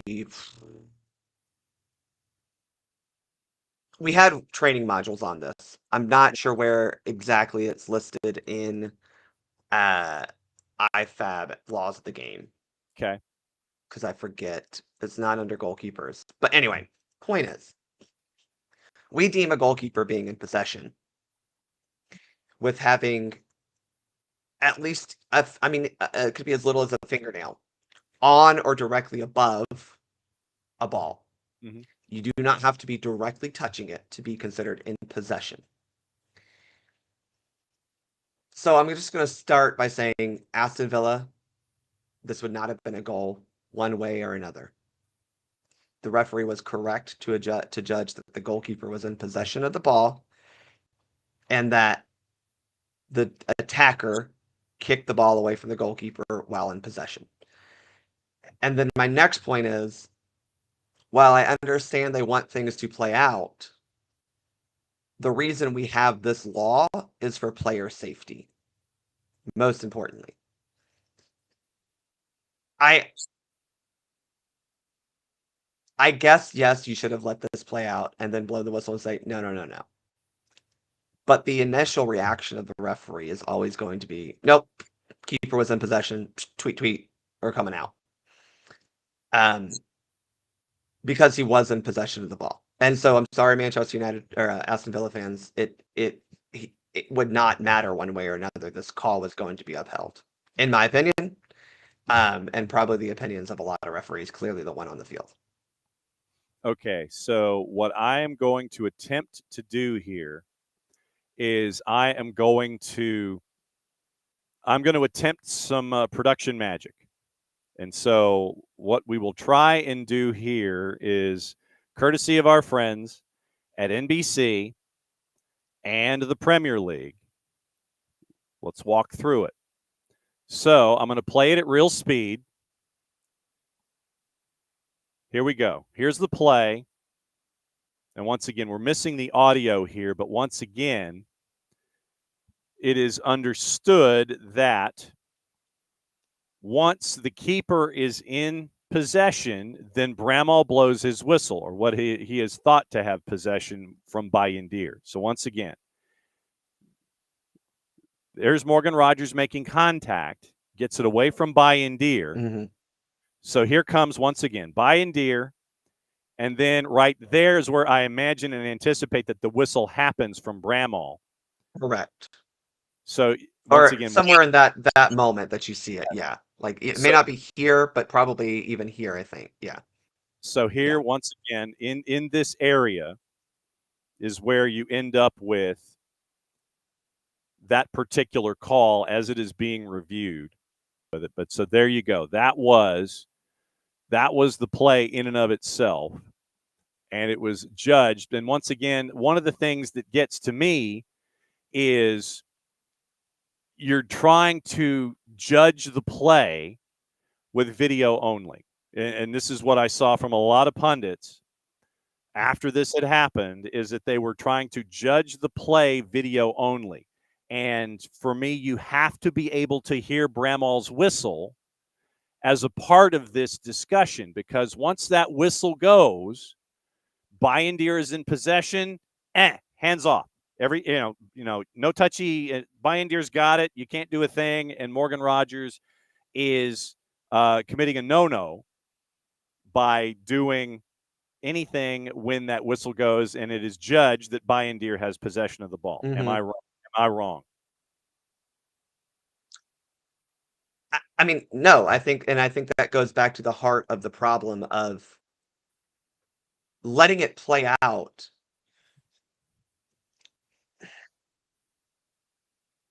And let me know if we need to go. I haven't been in VAR.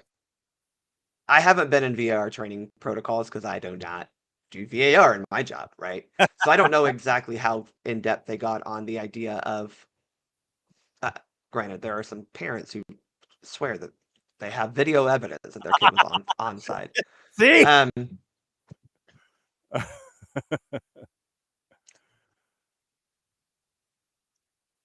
I don't know if this is in that realm of let it play out. But Dan, you can disagree the goalkeeper had possession. You're wrong. He did not. Possession does not mean I have it securely in my hands. And I'm going to repeat that. Possession or control does not mean the goalkeeper has the ball securely in their hands. Especially when he had already, in some way, shape, I don't have a ball with me, in some way, shape, or form, had already attempted to control the ball. It's in my bag. That's not in my that I record. You need to have it. All right. So hang on. Hold on, John. I know I have one. Okay, go. All right. So Bart's going to go and grab a ball, and I'm going to go back to screen share, and we'll go back to it. Here we go. Well, hang on. So hang on just a second. Soccer ball. Hang on. So let me once again. All right. So all right. So we're playing it again. Bayendir and Morgan Rogers. So here comes Bayendir. Right here, that is control. That is the instructions as referees we have been given. This is not the NFL, okay? Dan, it does. You cannot argue with me on this. I am sorry. You are arguing it you're wrong. I'm just sorry. You're wrong. He controls it, lets it drop, and he's still there. His hands are around the ball. Mm-hmm. That is possession. That is control. I'm not telling you that whether or not you are wrong to think that theoretically, yes, that is possession. Based on the instructions we have been given as referees, that constitutes being in control of the ball. Again, this is not the NFL, which, by the way, we still don't know what a catch is in the NFL. But this is not football. You do not have to have two hands in here throughout the entire play. That is not. We're not there. He controls it here. It's down on the ground. This counts. especially after you've made an initial attempt to save or stop the ball. This would not have been a goal. I'm sorry. Sorry, Villa. As much as I would have loved to watch Manchester United lose with 10 men. Because the problem here is, again, this is a player safety issue. Right. If an attacker can just go and kick the ball anytime it's around the goalkeeper's, you save it here and maybe it's behind you or, this and that and possession. Because we don't want attackers because just going up and kicking the ball or the goalkeeper. Right. Sorry. Now, if this ball had gone outside of his hand, fine. But even then, we see possession or control for the goalkeeper as even reaching toward the ball with it being within relative space. I'm telling you, Dan, you can argue theoretically all you want. In a practical sense, the goalkeeper was in possession of the ball. Sorry. By the rules and the laws of the game and how it is supposed to be adjudicated. What we think is irrelevant, correct? What you believe in your heart means Yes. possession or control. Does not matter when we have been given the guidelines from IFAB. And this is a fairly ubiquitous understanding of what possession and control means. So possession and control, yes. The ball never left the sphere, never left the space of his hands. Yeah, he settled it, and it was still there. That's for me. The other thing is it was never not he didn't spill it. Mm-hmm.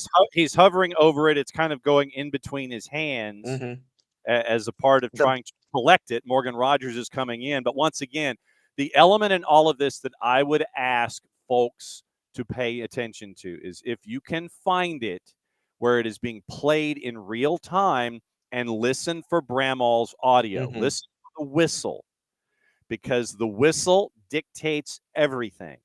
If Bramall is judging that Alte Bayindir has possession, whistle goes, he's got it, plays over. You're done at that point.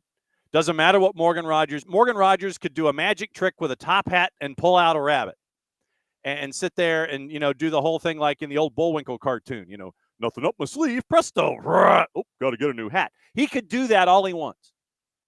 But the second Bramall blows the whistle, that's what I would ask. We can, like I said, we've shown the video in proportion to laws of the game. But once again, it is the audio of Bramall's whistle that you have to find, because once again, Bayindir is in possession. It is within his sphere of possession. It is in his sphere of influence. Then once it is judged by Bramall that it's there, whistle goes, play is over. It's like that particular possession done. Doesn't matter what Morgan Rogers does. Morgan Rogers, like I said, could sit there and change into a tuxedo and go top hat and tails. And then that's done. But, Alex, basically, if you have to Alex is arguing very much against Aston Villa for very clear reasons. But yes, it's very Newcastle. Yes, understood. Enter the shadow of the keeper's silhouette when the keeper's on the ground. You're endangering him. And so, but once again, we talk about player safety and we talk about possession and all these kinds of things. But once again, it is literally, I would ask, this is your assignment for today. In addition to finding, your favorite cookout and making sure that you can dodge the raindrops. Yeah. If so you do, yes. I can't see the audio, but I'll tell you based on looking at the referee. He blew the whistle basically. And not immediately. So he blows it right after the attacker fully gains possession, a split second after. You can't look again. Something I have to explain to parents all the time. Yeah. This does take a while for me to do. I can't just shout.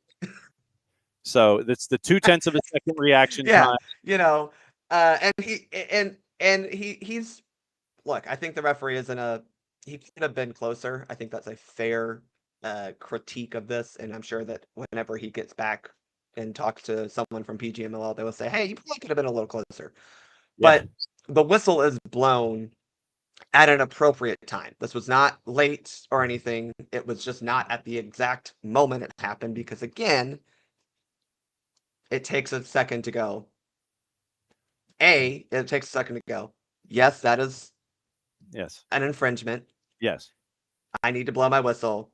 Tweet. It takes a half second to a second for all of it to happen. I do want people to understand that. What? In general. It's not. What do you mean? It's not an immediate reaction? I know. I don't have a whistle attached to my brain that just projects. So anyway, based on what I can see, and I can't. I'm not going to watch the audio because for obvious reasons. Yes. The referee has his whistle to his mouth and is even putting it up to his mouth, almost, in a very quick instance after it happens. Because the header comes back, the referee is looking at it. Mm-hmm. Yep. And so basically it's after, the player is about a yard away, but you can see the referee start to make that's an infraction. Basically right after the ball is kicked past the goalkeeper. So again, I don't know for sure. I cannot say with confidence that this is a play that should be allowed to play on. Yeah. Because, I genuinely don't know. This may be something that they haven't covered, or if they did cover, I don't know. Because this is not the normal, well, they're offside, we should let it go, or anything like that. This is a different type of incident altogether. And I get whether or not they would have gone to VAR or not, this would not have been a goal. So. Yeah. There you go. All right. So, were there any incidents that I missed other than the hair pulling incident from the NWSL? No, I wanted to talk about that hair pulling incident because I'm sure Abby has seen a hair pull or two in her day. That it can't be allowed in the women's game. Unfortunately, it can't be allowed in the men's game either. But it obviously happens more often in the women's game, and that absolutely cannot happen. Yes. Also, I do want to. I'm gonna do a PSA, John. Sorry, Sure. We're going a little long. Look. This is not just because, Arsenal won the Champions League, but when you watch that goal, great goal, love the pass from Beth Mead, great finish from Stina Blackstenius. Mm-hmm. John, what did you see immediately when Stina receives the ball? Every single defender, including the goalkeeper, their arm goes in the air. Mm-hmm. If you're a kid at home, do not do that. The goalkeeper put her hand up. By the way, the goalkeeper put her hand up on the side that the goal was then scored on. Right hand goes up, Stina puts it down on her right side. Do not do that, John. Defend. So you're saying don't do it. Why would you do... This could get into a long theoretical conversation about how Barcelona has never actually faced any real adversity in their league season ever. Until this year, by the way, when they lost 2 games. But even then, it was like, wow, happens. They expect every call to go their way. But do not put your hand up if you're the most proximate person to the dang attacker in the box. Why would we do this? Okay, so here's the play. There's your pass. And you saw the keeper... Yep. Yes. And obviously immediately after the goal, sure, put your hand up. But in the realm of the actual live play, putting your hand up to ask for offside don't do that. Don't do that. PSA to all kids. Finish out the playing, and then after the play has happened, you can put your hand up and ask for offside. Because I'm sure the left back, I think, who's kind of maybe, or the left center back maybe, who's marking Stina in this incident, thinks, oh yeah, she's offside. I see her. She's behind me. Yes, Arsenal won the Champions League. Yes, it was a great finish from Stina. That just, it bothered me from a goalkeeper perspective and just general playing, because I'm not saying they conceded because of that. Stina very well probably would have scored anyway. That's what she does. But y'all gave her almost a free pass because you were just too busy going, yep, she's offside. Yeah. And from Abby in your response, never the victim of a hair pull younger years, she had a very small ponytail. So Abby had a very small ponytail, but yes, but the hair pull has happened in the past. All right. So this week, is there another episode of the Soccer for US POD? We will be dropping an episode talking about both rosters that came out last week. One of them will be probably slightly more positive talk, and one of them will be some ranting, I am very sure. Wait. I'm to be determined if it's going to be in the same episode or not. Wait, no, ... Ranting, ? Actually, you know what? I'm a little tired. I think I'm just going to take the week off. Bite your tongue. Just like our team captain, Christian Pulisic. Oh, well, maybe you could be like Sebastian Berhalter and just sit there and, hey, it's an opportunity. It's an opportunity for me. Loving it. Opportunity. Yes. Right.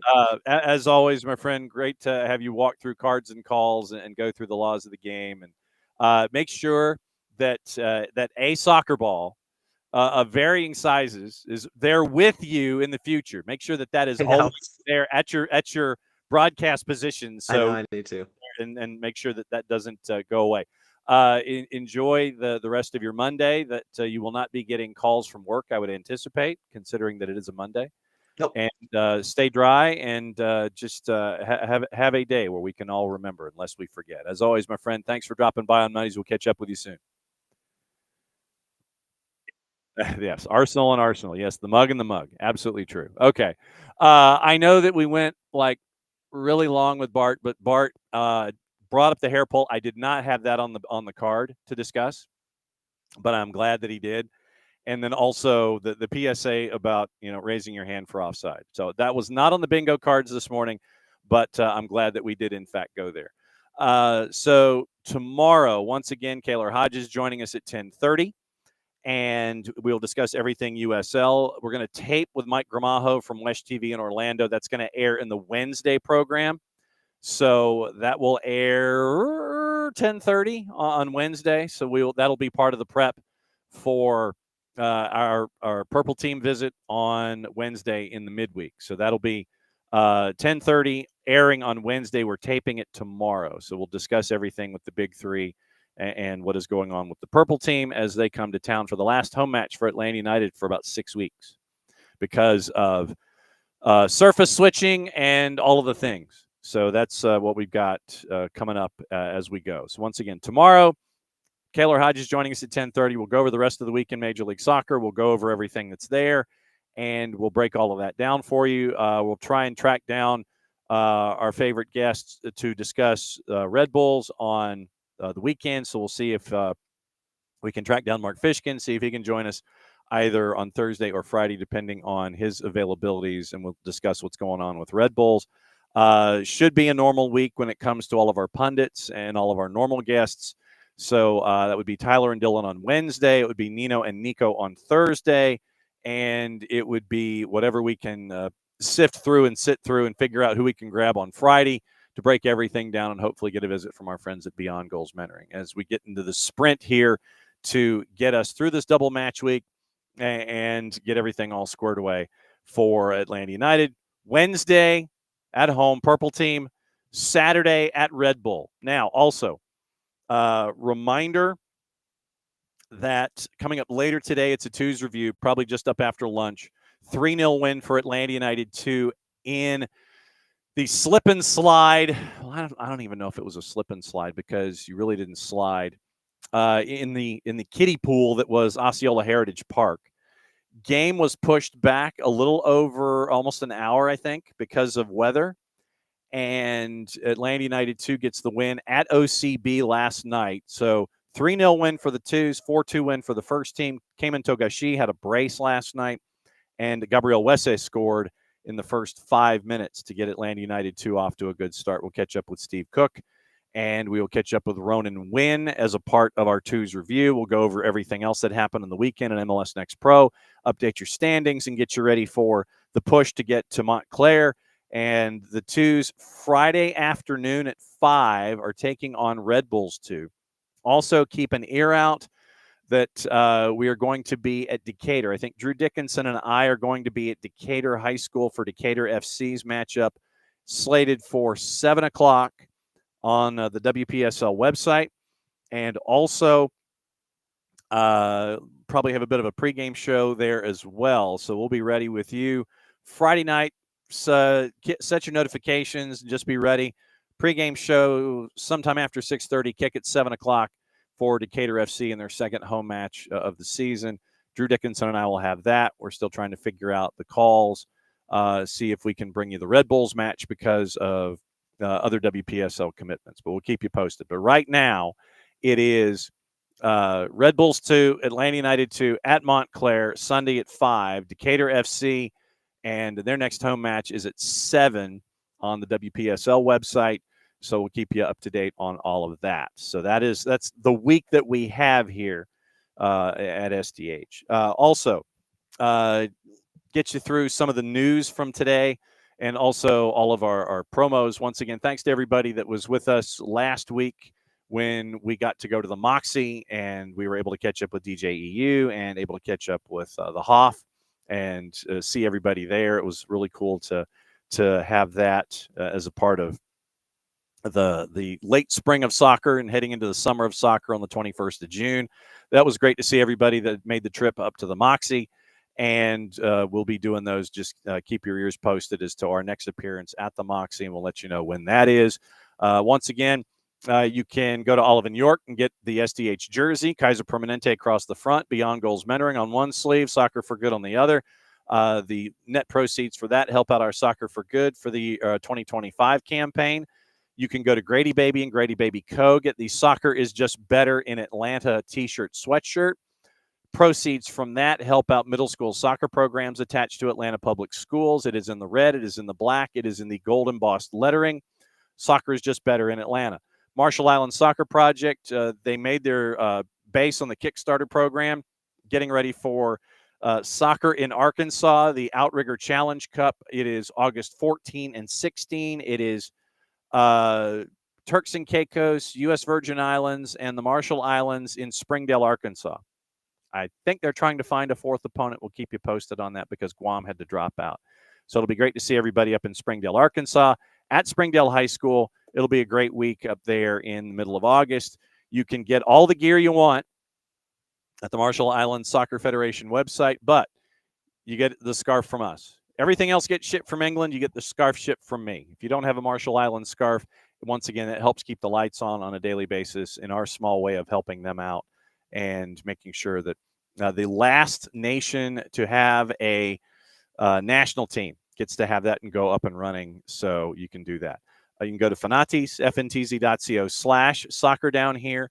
You can get all the BNs, Nuestro Telesidio, For the Fans, Tigo, Teise, Liga 1 Max Pro, all of those places.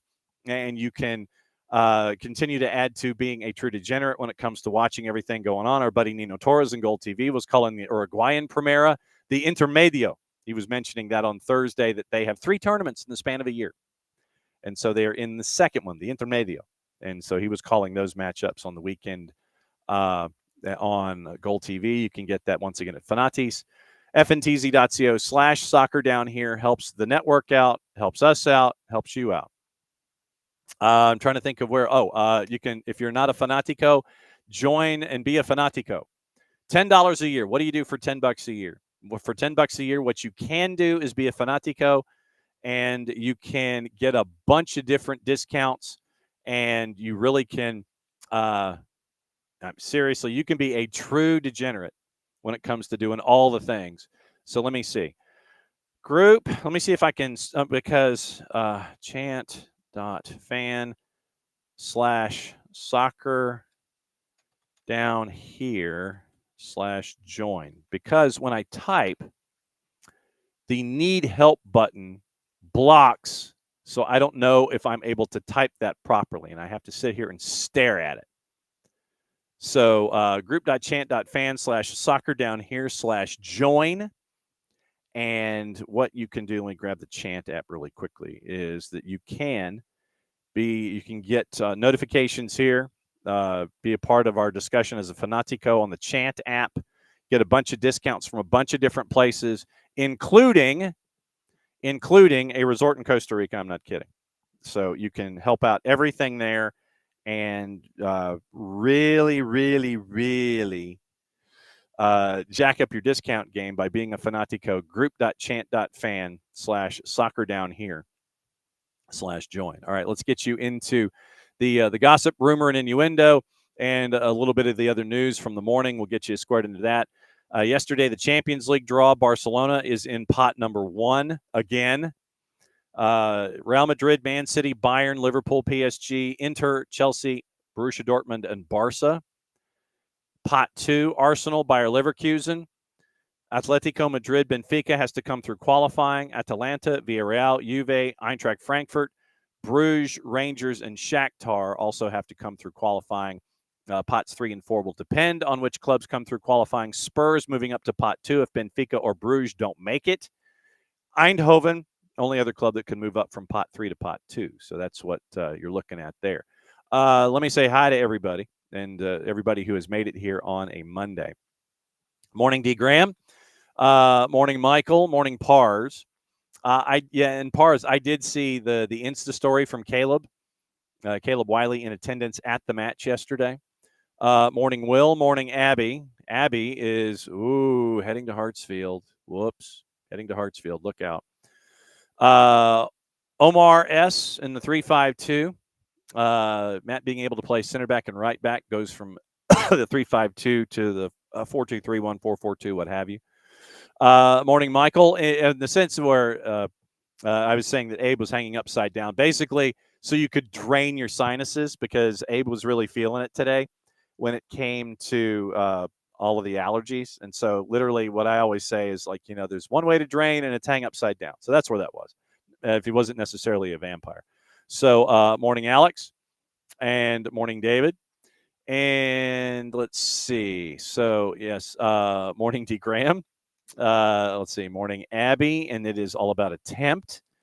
D. Graham, once again, and the conversation with Bart. Morning, Alex, and prefrontal cortexes.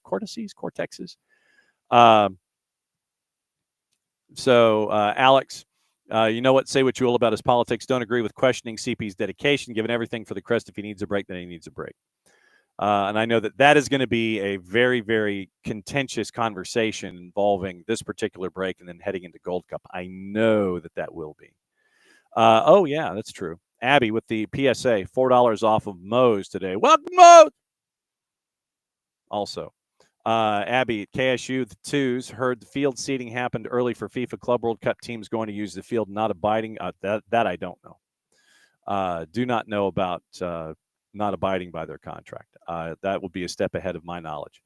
Abby, and so wanting to go to Arkansas, but you got a major event in South Florida, August 14th through 16th. So that first week 0 of the high school football season is Springdale, Arkansas. I'm trying to figure out. I know that the boss and I want to go, and we're trying to figure out how. But we'll figure that out as we go. All right. What to watch, where to watch it, how to watch it, all the gossip, rumor, and innuendo before we get out of here. Once again, Tuesday's review coming up later today. So we'll have a recap. You'll hear from Steve Cook. You'll hear from Ronan Wynn going into the matchup against OCB. You'll hear the highlights from Josh Toll. And you'll get the recap of the weekend in MLS Next Pro. As Atlanta United 2 comes back home and then hops on a plane and heads to Montclair, New Jersey before the matchup with Red Bulls. And what this does is it gives players for the twos that didn't have the chance to get minutes against each other the opportunity to be on 18s when it comes to the matchup on Saturday up at SI Stadium.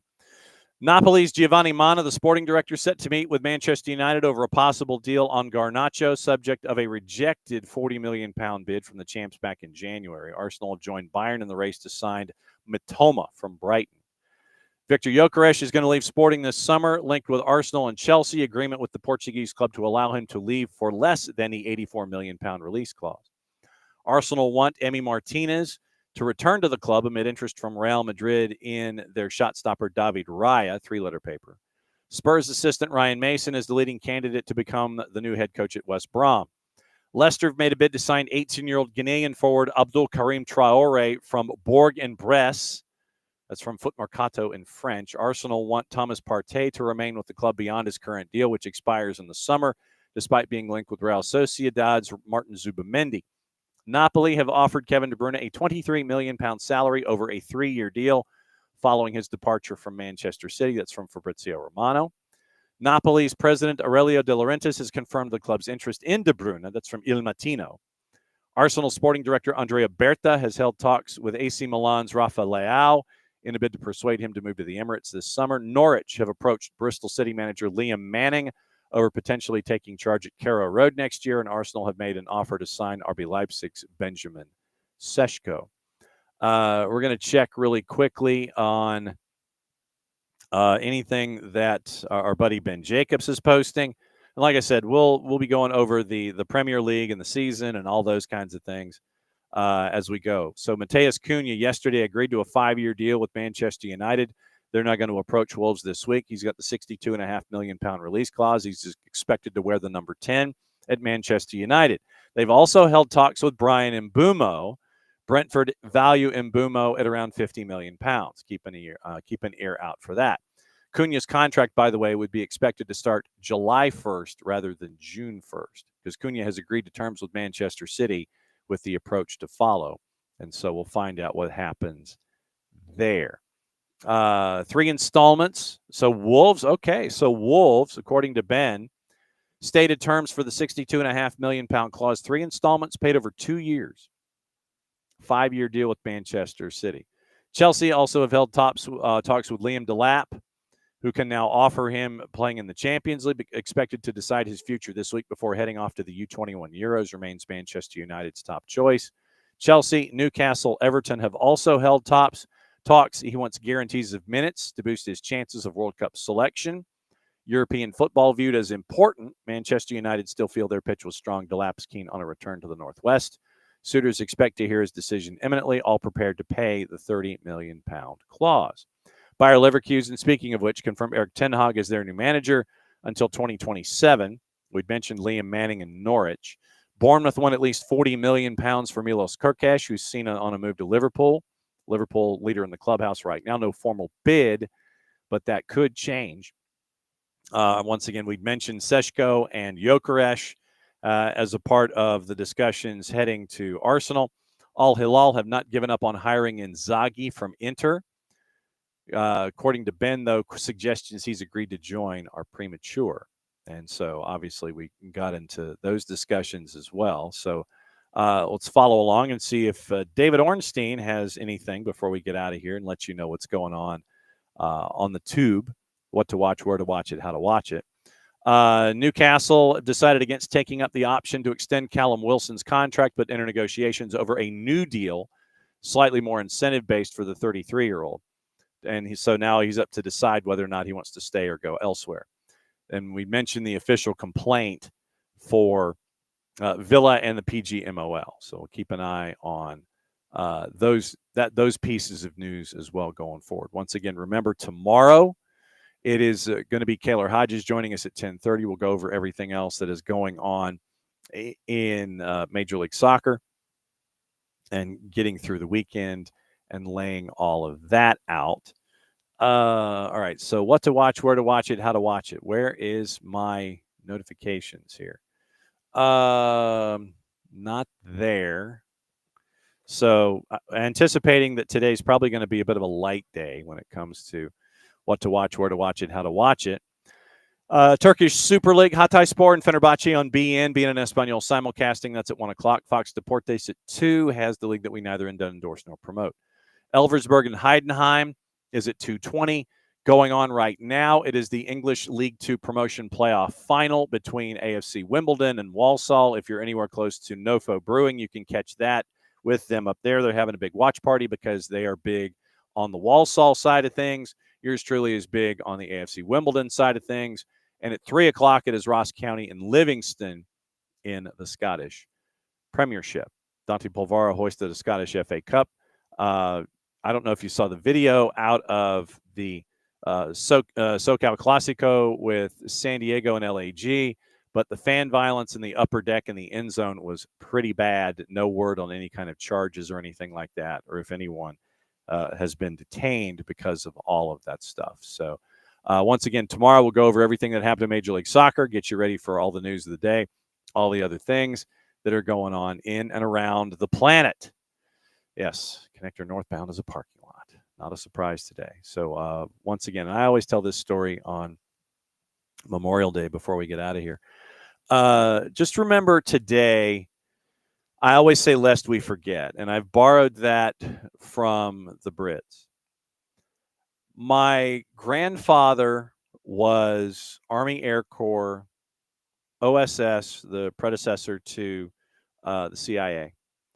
Battle of Britain, North Africa, all of that involving World War II. He would always only tell us the funny stories. He would never tell us all of the other stuff.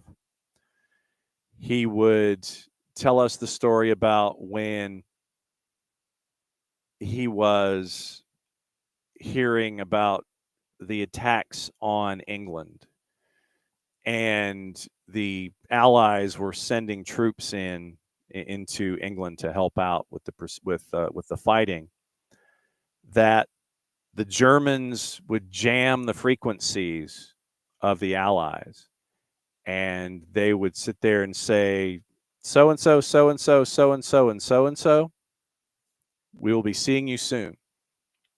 They knew the battalions, they knew their locations, they knew where they were coming from, they knew the countries that they represented.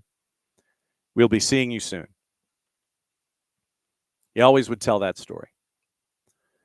Then there was the story during the invasion of North Africa where he knew Jimmy Doolittle of the Flying Tigers, and he was not a fan of how General Eisenhower handled things, and he respected General Patton at the time. And there was when he was a bird colonel in the Air Corps, the Army Air Corps. Yeah, at the time he was the youngest ever to achieve that rank. But because of telling folks what he thought, really didn't have a filter, he remained to be the youngest ever to achieve the rank of bird colonel.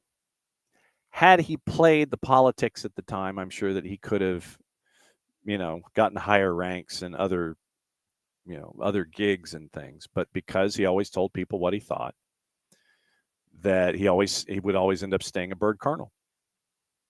And somewhere in the home that he and my grandmother, my mom's parents, live in, she lives in it currently. Somewhere in that house, I believe, is his leather jacket from his time with the Army Air Corps.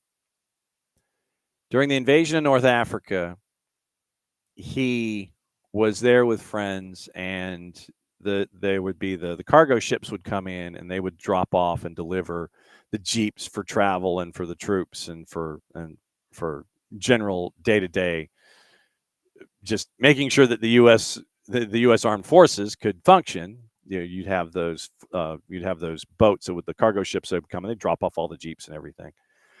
And my grandfather and his friend were there in North Africa in, I want to say, modern-day Algeria.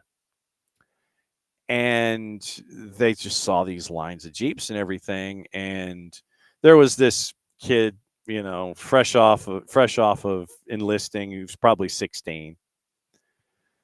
And he's standing there, and he's kind of guarding these rows of jeeps. And of course, my grandfather, being the bird colonel, he's walking up and down the aisles, and the 16-year-old private, the buck private, he's kind of sitting there, and he's, may I help you, sir? And my grandfather turns to him and says, son, this is my Jeep. And so, yes, sir. Yes, sir. Yes, sir. Yes, sir. And so his buddy, who was also a bird colonel at the time, was a couple of Jeeps back. He goes, yeah, and private, this is my Jeep. Yes, sir. Yes, sir. And so, of course, that was how my grandfather and his buddy got to ride around in North Africa when they got the new round of shipments of the Jeeps. No, they weren't his Jeeps, but nevertheless, what's that private going to do? Is that private, the 16-year-old, going to sit there and tell a bird colonel no? No. Those were the only two stories that he would tell. Then he would also tell about being involved in the wind tunnels in Tennessee at the Arnold Engineering Development Center up in Tullahoma, and how he wanted, and that was how he was active in the Korean War. At the time of Korea, he was in his early to mid 40s and wanted to go back. He wanted to go back and be a part of the active fighting in Korea. He also wanted to be a part of the active fighting when U.S. forces were involved in Vietnam. And once again, this is someone who at the time would have been in his late 50s, early 60s, in the late 60s and 70s. So this is someone who wanted to continue to go back and go back and go back, but he would only tell the stories that had the happy stuff or the punchlines and things like that. He would never tell us. And we wanted to have him sit down and tell us these stories, funny or otherwise. But he passed a long time ago before we had the chance to sit him down and actually get the stories out of him. And my grandmother, my mom's mother, was an Army nurse at Hunter Airfield in Savannah, Morning Forecard. And so we would get her stories about what it was like to be an Army nurse in Savannah, and we would get my grandfather's stories about what it was like in Europe and North Africa, but only the funny stuff.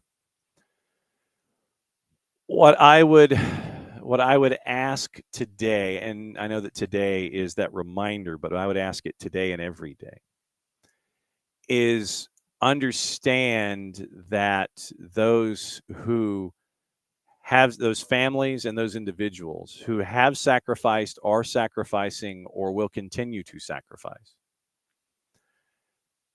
they are going through tough times perpetually.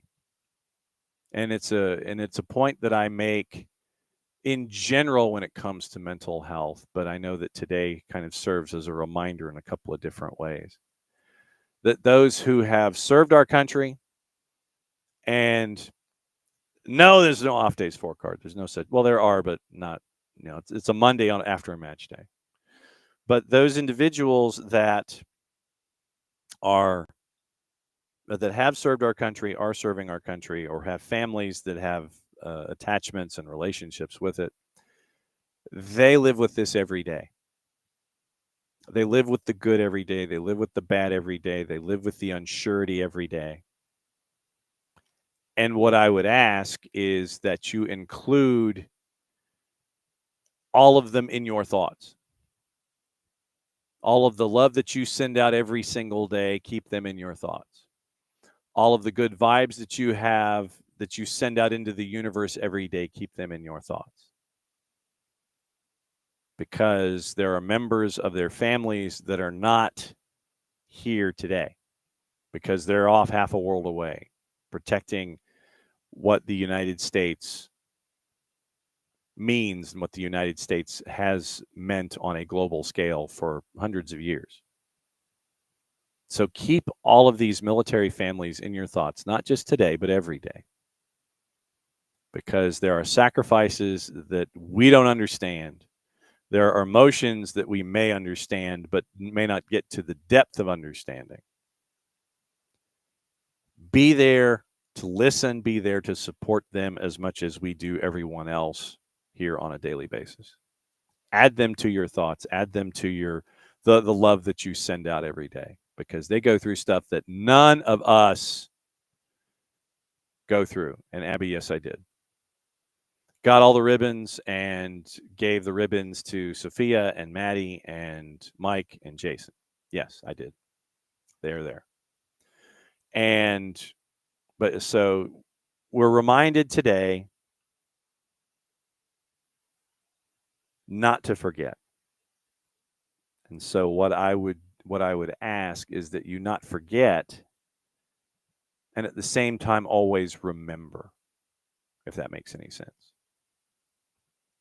So never forget the sacrifices made. Never forget the sacrifices being made, and always remember those that are attached to those sacrifices.